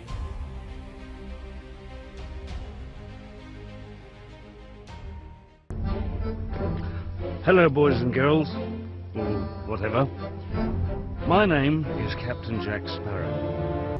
Originally intended to be a wax museum, Pirates of the Caribbean transitioned into a boat ride before becoming a fan favorite for nearly the last 5 decades. The ride was so successful it helped launch the 5-film series of Pirates of the Caribbean led by Captain Jack Sparrow, who eventually went on to become an audio animatronic in the ride, kind of going full circle. I mean, that's it, isn't it? I mean, it's Captain Jack. With 5 attractions spread throughout the world and 5 films that have collectively grossed well over $2 billion, there's no doubt that Pirates of the Caribbean has made quite the impact on society. Opening in March of 1967, the Disneyland version of Pirates was the last ride that Walt Disney himself participated in designing. It was originally planned as a walk-through wax museum, a la Madame Tussauds, but after the success of a few attractions at the 1964 World's Fair, Disney made the call to halt production, which had already begun in Disneyland, and begin creating a ride utilizing technology seen on the World Fair's It's a Small World and Great Moments with Mr. Lincoln. Instead of wax figures, we'd get human audio animatronics, and instead of using our legs to explore the pirate scenes, we'd be carried away on a small boat. When Disney World opened in 1971, Pirates was nowhere to be found, as the company thought having a Caribbean-based ride so close to, well, the Caribbean wouldn't make much sense. Guests immediately voiced their displeasure, and by 1973, Pirates opened in Magic Kingdom's Adventureland.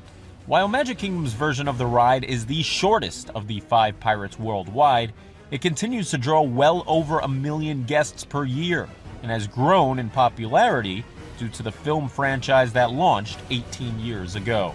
With the introduction of Captain Jack Sparrow in 2003's Curse of the Black Pearl, and his increased popularity in the film's first sequel, Dead Man's Chest, Disney made the move to add 3 Sparrow animatronics to the ride in 2006. Disney continued to tie in the film franchise in Magic Kingdom's edition of the ride.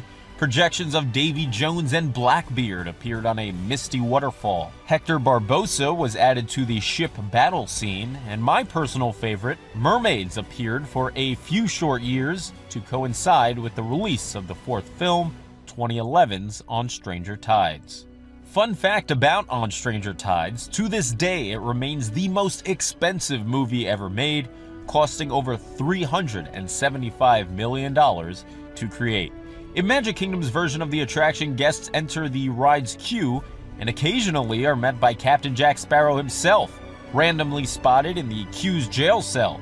Once on board, riders are quickly thrust into battle where they witness a number of gags, such as the pirates at the well, Sparrow in a bucket, and the drunk with the cats.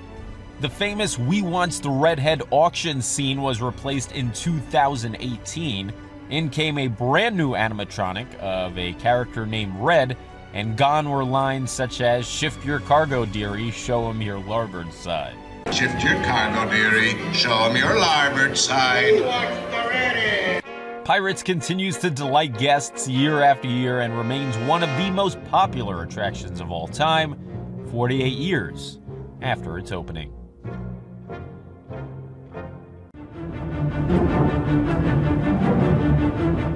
I think this might be the single greatest culmination of effects and ride technology that has ever been done. To start talking about number 6, we have to go back to 2012, and 7 years before the attraction would actually open. Then Disney CEO Bob Iger would sit down with George Lucas, yes, the same George Lucas who was partially responsible for rides 46, 31, and 21 on our countdown, and the two would finalize the sale of Star Wars to the Walt Disney Company, leading to Disney's eventual Star Wars films and a pair of new rides coming to both Orlando and Anaheim. Skip ahead to 2019, and the immersive Beyond Belief attraction of Rise of the Resistance would finally welcome guests at Walt Disney World, in what's labeled as the most technologically advanced attraction in history. The story of the ride begins with guests venturing through hidden ruins and a queue themed as a secret resistance base on their way towards the actual ride. In a small pre-show, riders are provided with a mission via a hologram of Daisy Ridley's Rey from Disney's Star Wars films. Characters BB-8, Poe, and Finn also make cameos to immerse guests even further. After hearing from Rey, guests make their way outside, spot an X-Wing, and are rushed onto a new transport ship to complete their newly assigned mission. After the ship's door closes behind guests, the floor begins to vibrate. But that's all before the First Order captures the guests and their new vehicle. In a spectacular move by Walt Disney Imagineering, many guests now expect to exit the ride vehicle through the doors on the opposite side from which they entered. But unbeknownst to them, the same doors that they entered on now open and reveal they did actually move and are instead now on a First Order Star Destroyer. It is truly one of the most incredible surprises on a theme park ride anywhere. After being taken hostage by First Order cast members and walking through a mind-numbingly large hangar structure in which stormtroopers are watching their every move, guests, they eventually escape via, get this, the actual ride vehicle. That's right, all this time spent immersed in the attraction and you haven't even been on the ride yet. Once on board, Walt Disney World's first trackless ride system shows off its capabilities as multiple vehicles swing their way through the outstanding show building. Stormtroopers quickly spot guests at the beginning of the ride and fire lasers right past their moving transports, resulting in the walls breaking. 40-foot-tall AT-ATs are spotted in the next section of the ride and attempt to wipe out passengers, putting guests right in the middle of a new Star Wars film. Check out this shot of the evil Kylo Ren charging your vehicle. The trick here in this particular effect is the fact that Kylo is actually digital and portrayed on a screen, though the red lightsaber in his hand, that's an actual object. Unbelievable. Without spoiling too much of the ride system itself, guests can expect to explore every corner of the structure before making their daring escape. Rise of the Resistance combines so many ride systems of other legendary attractions on our list and blends them perfectly to create an attraction that truly stands on its own. Even if you're not a fan of Star Wars, the sheer size and multiple effects seen throughout the ride will make it one of your most memorable theme park experiences to date.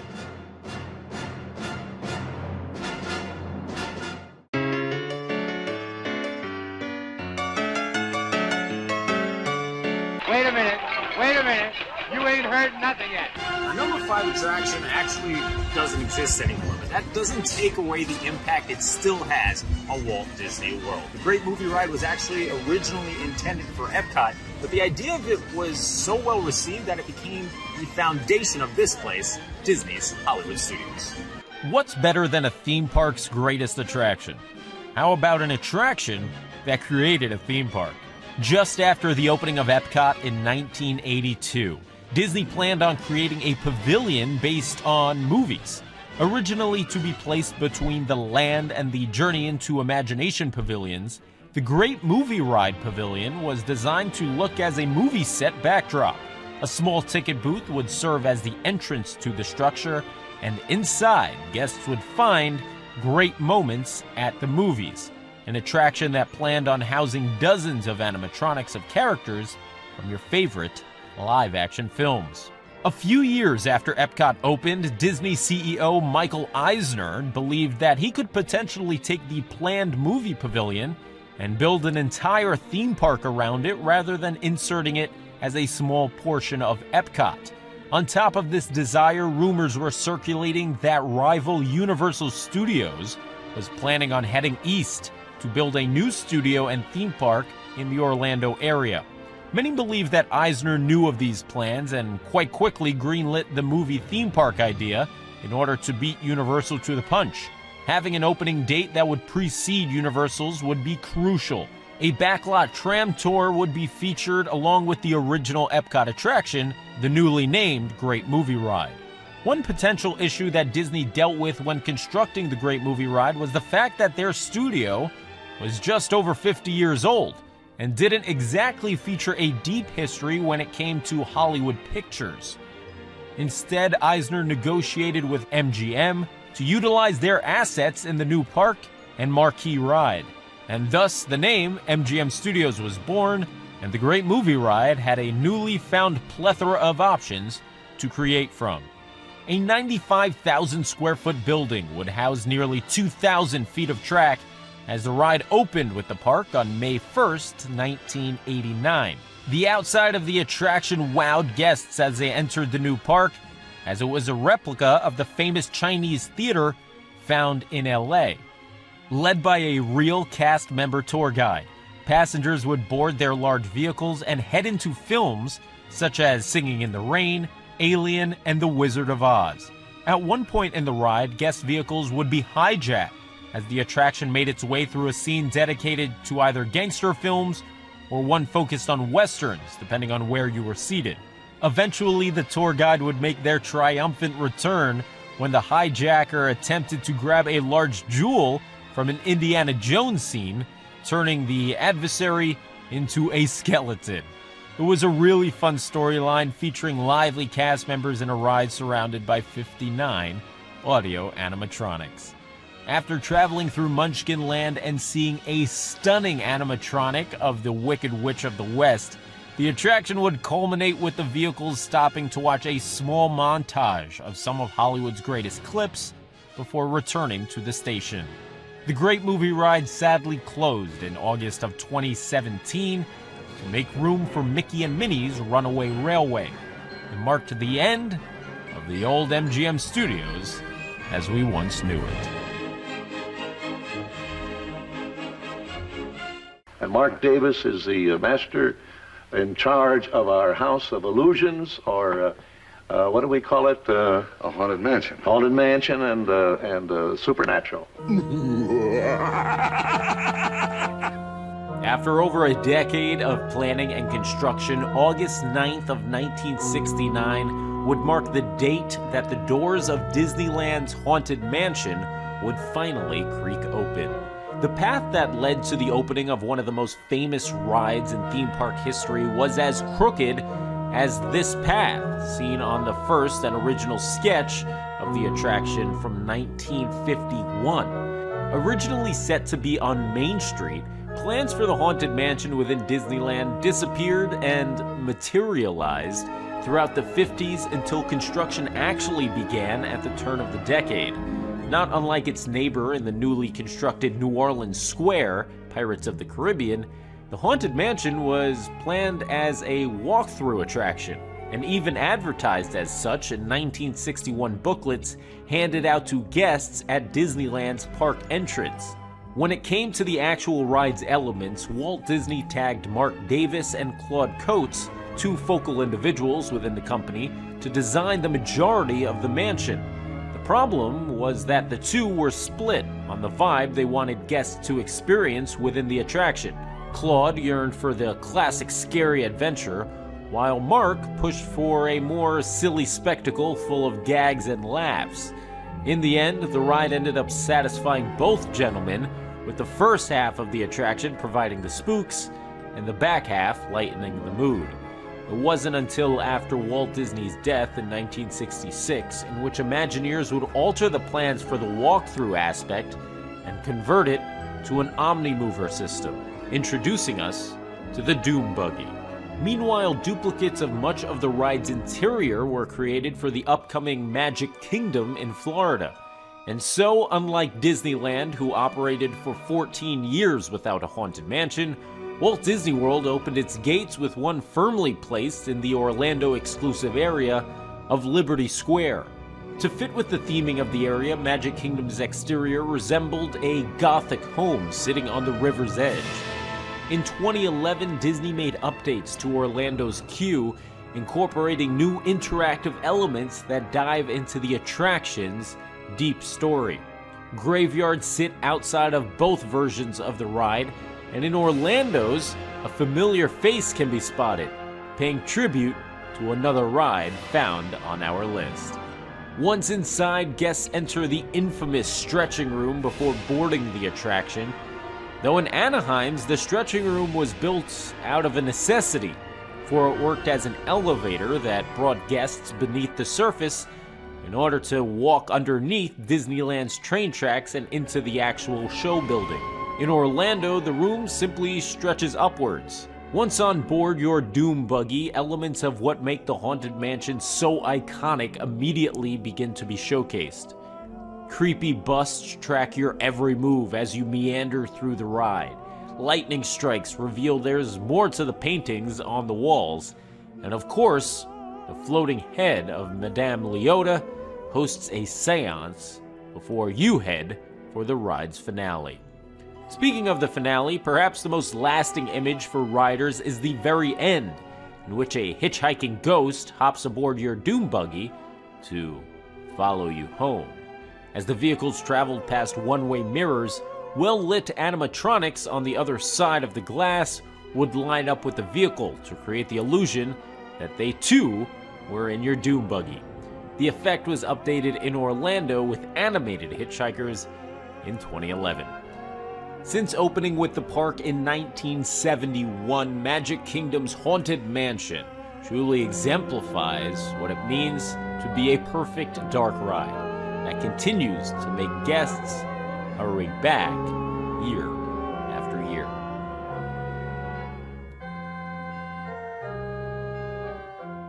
As the Na'vi say during this important rite of passage, Sivak Hope, rise to the challenge. Good luck. All right, you ready? In 2017, Flight of Passage joined the Animal Kingdom lineup, and people described it as dreaming with your eyes open. It's a perfect analogy because when you combine the pre-show with the theming and the ride itself, you've got an attraction that is quite literally out of this world. It's my favorite ride at Disney, but it doesn't quite take our #1 spot because it lacks a little historical significance. Heck, it's only 4 years old. By the way, it's number 3 on our list at the top of the attractions in Disney World history. Okay, first we need to find the compatible match of your genetic material with the genetic material of one of the avatar bodies that we already have. Once we do that, you'll be able to link to that avatar and fly. For nearly 2 decades, a giant plot of land sat on the west side of Disney's Animal Kingdom, consistently reminding us of what could have been. Camp Minnie Mickey and the old Festival of the Lion King show originally held fort in the land that was intended to soon become Beastly Kingdom, a themed area of mythical creatures and impressive attractions that never came to be. Beastly Kingdom was such a guarantee to happen that dragons were made part of the Animal Kingdom logo, and a dragon rock formation still stands in the park to this day. Though as mentioned, the land never came to be. Well, never came to be for Disney, but that's another story. And it wasn't until 2017, nearly 2 decades since the park opened, that we would get a fully fledged themed area to essentially complete Disney's Animal Kingdom. What we received was Pandora, the world of Avatar. Themed inside the Valley of Moara, 2 attractions were constructed, the slow-moving boat ride of Na'vi River Journey, and one of the greatest rides ever built, Avatar Flight of Passage. Flight of Passage simply can't be described properly through any medium other than experiencing the ride yourself. The experience begins long before the ride by walking under the floating mountains of Pandora that were so expertly constructed by a team involving both Joe Rohde and director James Cameron. Once inside the actual queue, guests venture through a mountain and into a research facility overgrown with bioluminescent plants. It is there where you first spot a full-sized floating Na'vi, or Avatar, suspended in a tank over 8 feet in length. 2 pre-shows describe how guests will enter a link chamber to experience flying on the back of an Ikran, or Banshee as we non-elite level scientists call them, A cool fact about the first pre-show is that Imagineers planned for potential delays with the ride. Rather than leaving guests in the dark, they scripted and recorded separate video segments to play into the story in case of an unexpected interruption with the attraction. So now the story continues in a slightly different way, hopefully buying more time without riders actually noticing. The ride itself uses augmented reality, 4D effects, and a moving floor to simulate flight across a 4 to 5 minute journey. The staggering size of the screen, combined with 3 separate levels of riders, connects the attraction to Soarin', but make no mistake, the experience is like nothing ever created before it. It's one of the most impressive pieces of engineering in theme park history, and simply needs to be ridden to be fully appreciated. As Dr. Jackie Ogden states in the second pre-show, Siva Ko, or Rise to the Challenge, and book your next trip to Animal Kingdom, because Avatar: Flight of Passage will be worth the trip alone.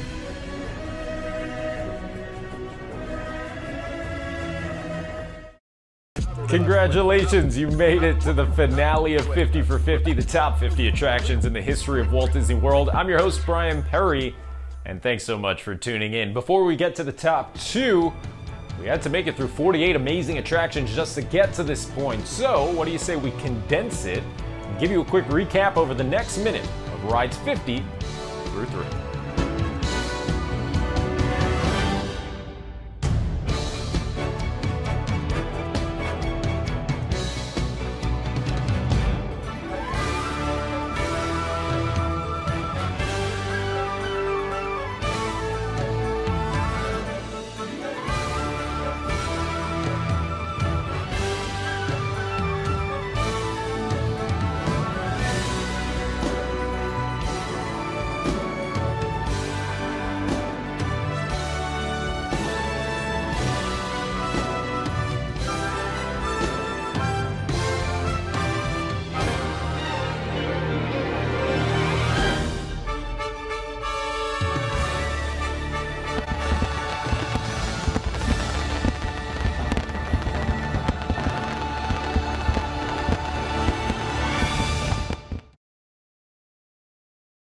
This is Tower. Launch sequence engaged.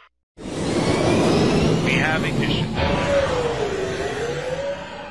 Careening through the cosmos for just under 50 years, Space Mountain has held the mantle as one of, if not the most famous roller coaster in the entire world, spawning alternate space offshoots in Anaheim, Tokyo, Hong Kong, and Paris. The original Space Mountain opened in January of 1975 down in Orlando and Walt Disney World, thus beating Disneyland to the punch for once. Though that wasn't the original plan. Despite taking in guests for the first time over 8 years after Walt Disney's death, Space Mountain was thought up by Walt himself after taking in the rousing success of the Matterhorn in 1959. Created in conjunction with Aerodynamics, not only was the Matterhorn the world's first steel roller coaster, its combination with top-tier theming re-established what a coaster could be. With plans for a renovation of Disneyland's Tomorrowland in 1967, Walt and designer John Hench decided to double down on this newfound roller coaster phenomenon and come up with a coaster titled Spaceport, or Space Voyage. The new ride would provide Tomorrowland with the e-ticket attraction it so desperately needed, as less than 10 years into its existence, the area was already feeling a bit dated. The initial concepts for the thrill ride would consist of not 2, but 4 separate tracks that would weave in and out of the building, similar to how the Matterhorn coaster weaved in and out of its mountain. The exterior of the building changed throughout the planning process, and eventually Walt decided that a space-themed roller coaster that traveled outside of a building would ruin any sort of space illusion, and so the coaster was redesigned again. Another aspect the coaster called for was a completely automated computer system, a first of its kind. The technology was still a few years away from being possible in the mid-60s, and with space, pun intended, Becoming an issue in the now already renovated Tomorrowland, Space Voyage was shelved for a few years, and the focus shifted to simply opening the Magic Kingdom by 1971. Once Disney World did open in 1971, plans for a roller coaster and the park's first thrill ride gained traction. A Matterhorn duplicate and accompanying village were considered, but once again, space was an issue, as Magic Kingdom's Fantasyland didn't exactly have much room, and the Matterhorn couldn't really go anywhere else. And so, back in slid the idea of Space Voyage, now dubbed Space Mountain. A few more arguments about what the building should look like took place. Check out this dome Space Mountain, but ultimately the bizarre building we know today won out. After 2.5 years of construction, Space Mountain opened at Walt Disney World in 1975, complete with that world's first computer automated coaster system. The finished product would end up featuring only 2 tracks rather than 4, and a proud sponsor, an RCA, would fund $10 million for the attraction. They would also get to design part of the ride's exit. As for the ride itself, guests zoom through space while projections of stars and comets fly by them on their journey of unexpected dips and drops. With the benefit of taking place in the dark, the coaster's mundane speed of barely 35 miles per hour feels otherworldly, and the ride's length and time is more than twice as long as Rock and Roller Coaster. Fans can debate whether they believe Magic Kingdom's version of the coaster is superior to Disneyland's, which opened 2 years later in 1977. Each feature their own unique elements, though Disneyland's ended up being cloned for both Hong Kong and Tokyo. As for Disneyland Paris's version of the ride, it's regarded as one of the company's most unique coasters and follows its own story. But it was Magic Kingdom's that paved the way for not only Space Mountains worldwide, but the computer-operated coasters we know today. Now approaching its 50th anniversary in just a few years, the ride continues to top lists and polls as the favorite attraction at Walt Disney World. Not bad for an old chap. The lore of Space Mountain continues to grow as the decades continue to pass, and the ride stands as one of the greatest roller coasters ever built. We have counted down 49 of the greatest attractions in Walt Disney World history, and here we are, the big finale, #1, Primeval Whirl at Disney's Animal Kingdom. You're not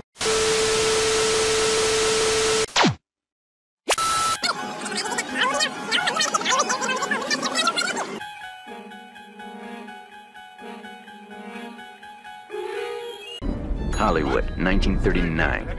Amid the glitz and the glitter of a bustling young movie town at the height of its golden age, the Hollywood Tower Hotel was a star in its own right, a beacon for the show business elite. Now, something is about to happen that will change all that.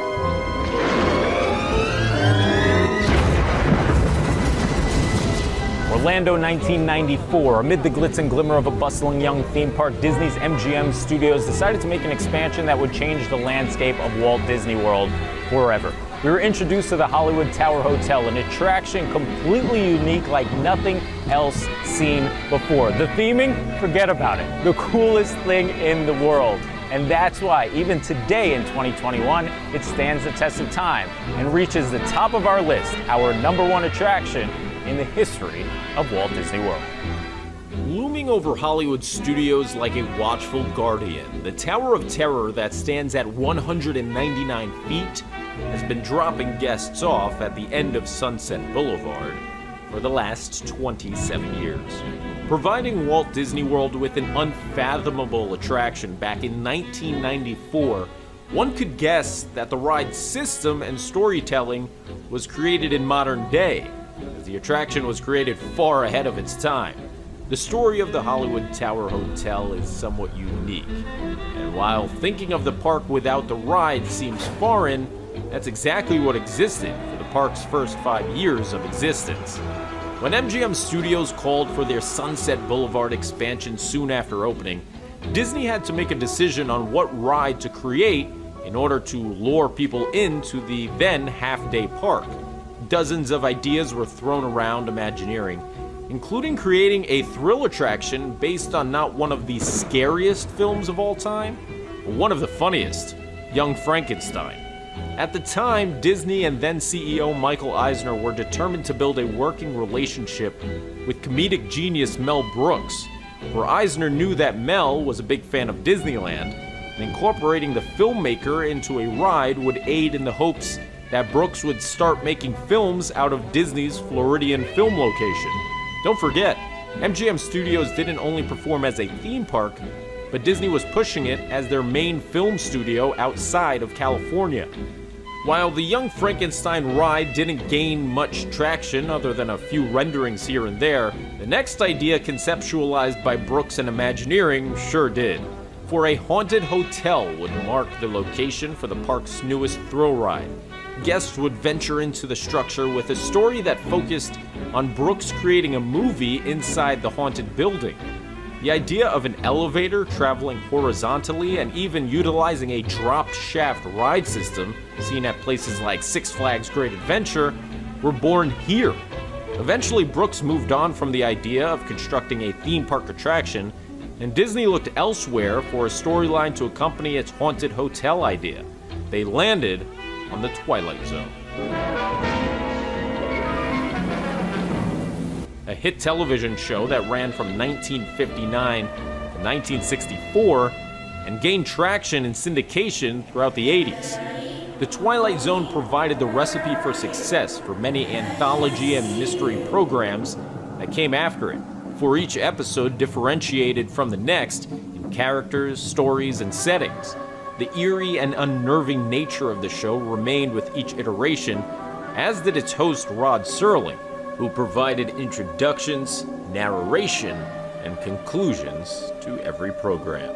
After studying every single episode and acquiring the rights to the series, Disney elected to create their own story, as one based on a haunted elevator didn't exist.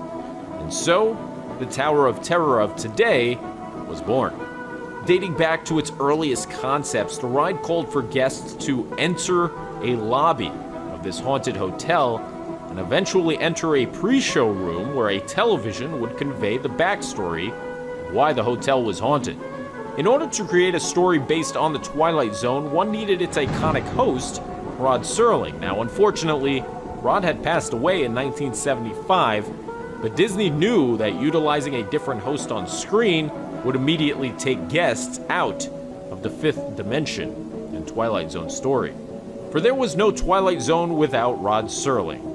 And after scouring episodes, Imagineers ended up using a clip of Rod from the beginning of the It's a Good Life episode. In the clip, Rod talks about a map on display behind him. Imagineers ended up replacing the background from the episode with the haunted elevator, in which guests would soon board. Before he says the word map, the camera would cut, and voiceover artist Mark Silverman, who Rod Serling's widow Carol Serling helped select, would continue a dubbing talking about the ride's story. Here's a full side-by-side. Tonight's story on the Twilight Zone is somewhat unique and calls for a different kind of introduction. This, as you may recognize, is a maintenance service elevator. This, as you may recognize, is a map of the United States. This, as you may recognize, is a maintenance service elevator, still in operation, waiting for you. For in 1994, it was truly a breathtaking element of the attraction that showcased to what length Imagineering was willing to go to establish a story properly. As for the ride itself, the old drop tower ride system was altered, and elements from the Great Movie Ride, like the computer automated vehicles, were installed for the scene in which the elevators travel through the fifth dimension and move horizontally. For the ride's thrilling conclusion, vehicles enter an elevator shaft and drop an appropriate 13 stories.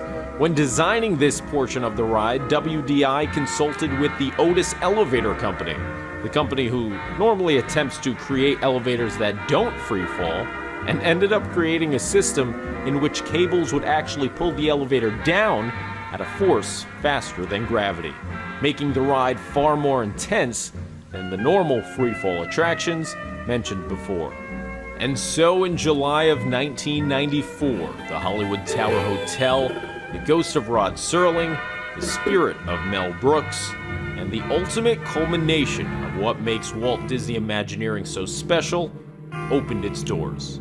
Since then, it has set the standard of what a theme park ride strives for it provides a benchmark for the world-class attractions that have been built since its opening nearly 30 years ago. A 10 in theming, a 10 in storytelling, a 10 in innovation, a 10 in thrills, and a 10 in appearance add up to a perfect 50, properly dropping it into the #1 spot on our list of the 50 greatest attractions in Walt Disney World history.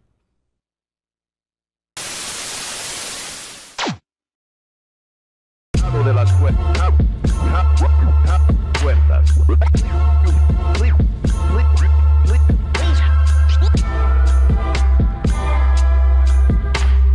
Please stand clear of the doors. Por favor, manténganse alejados.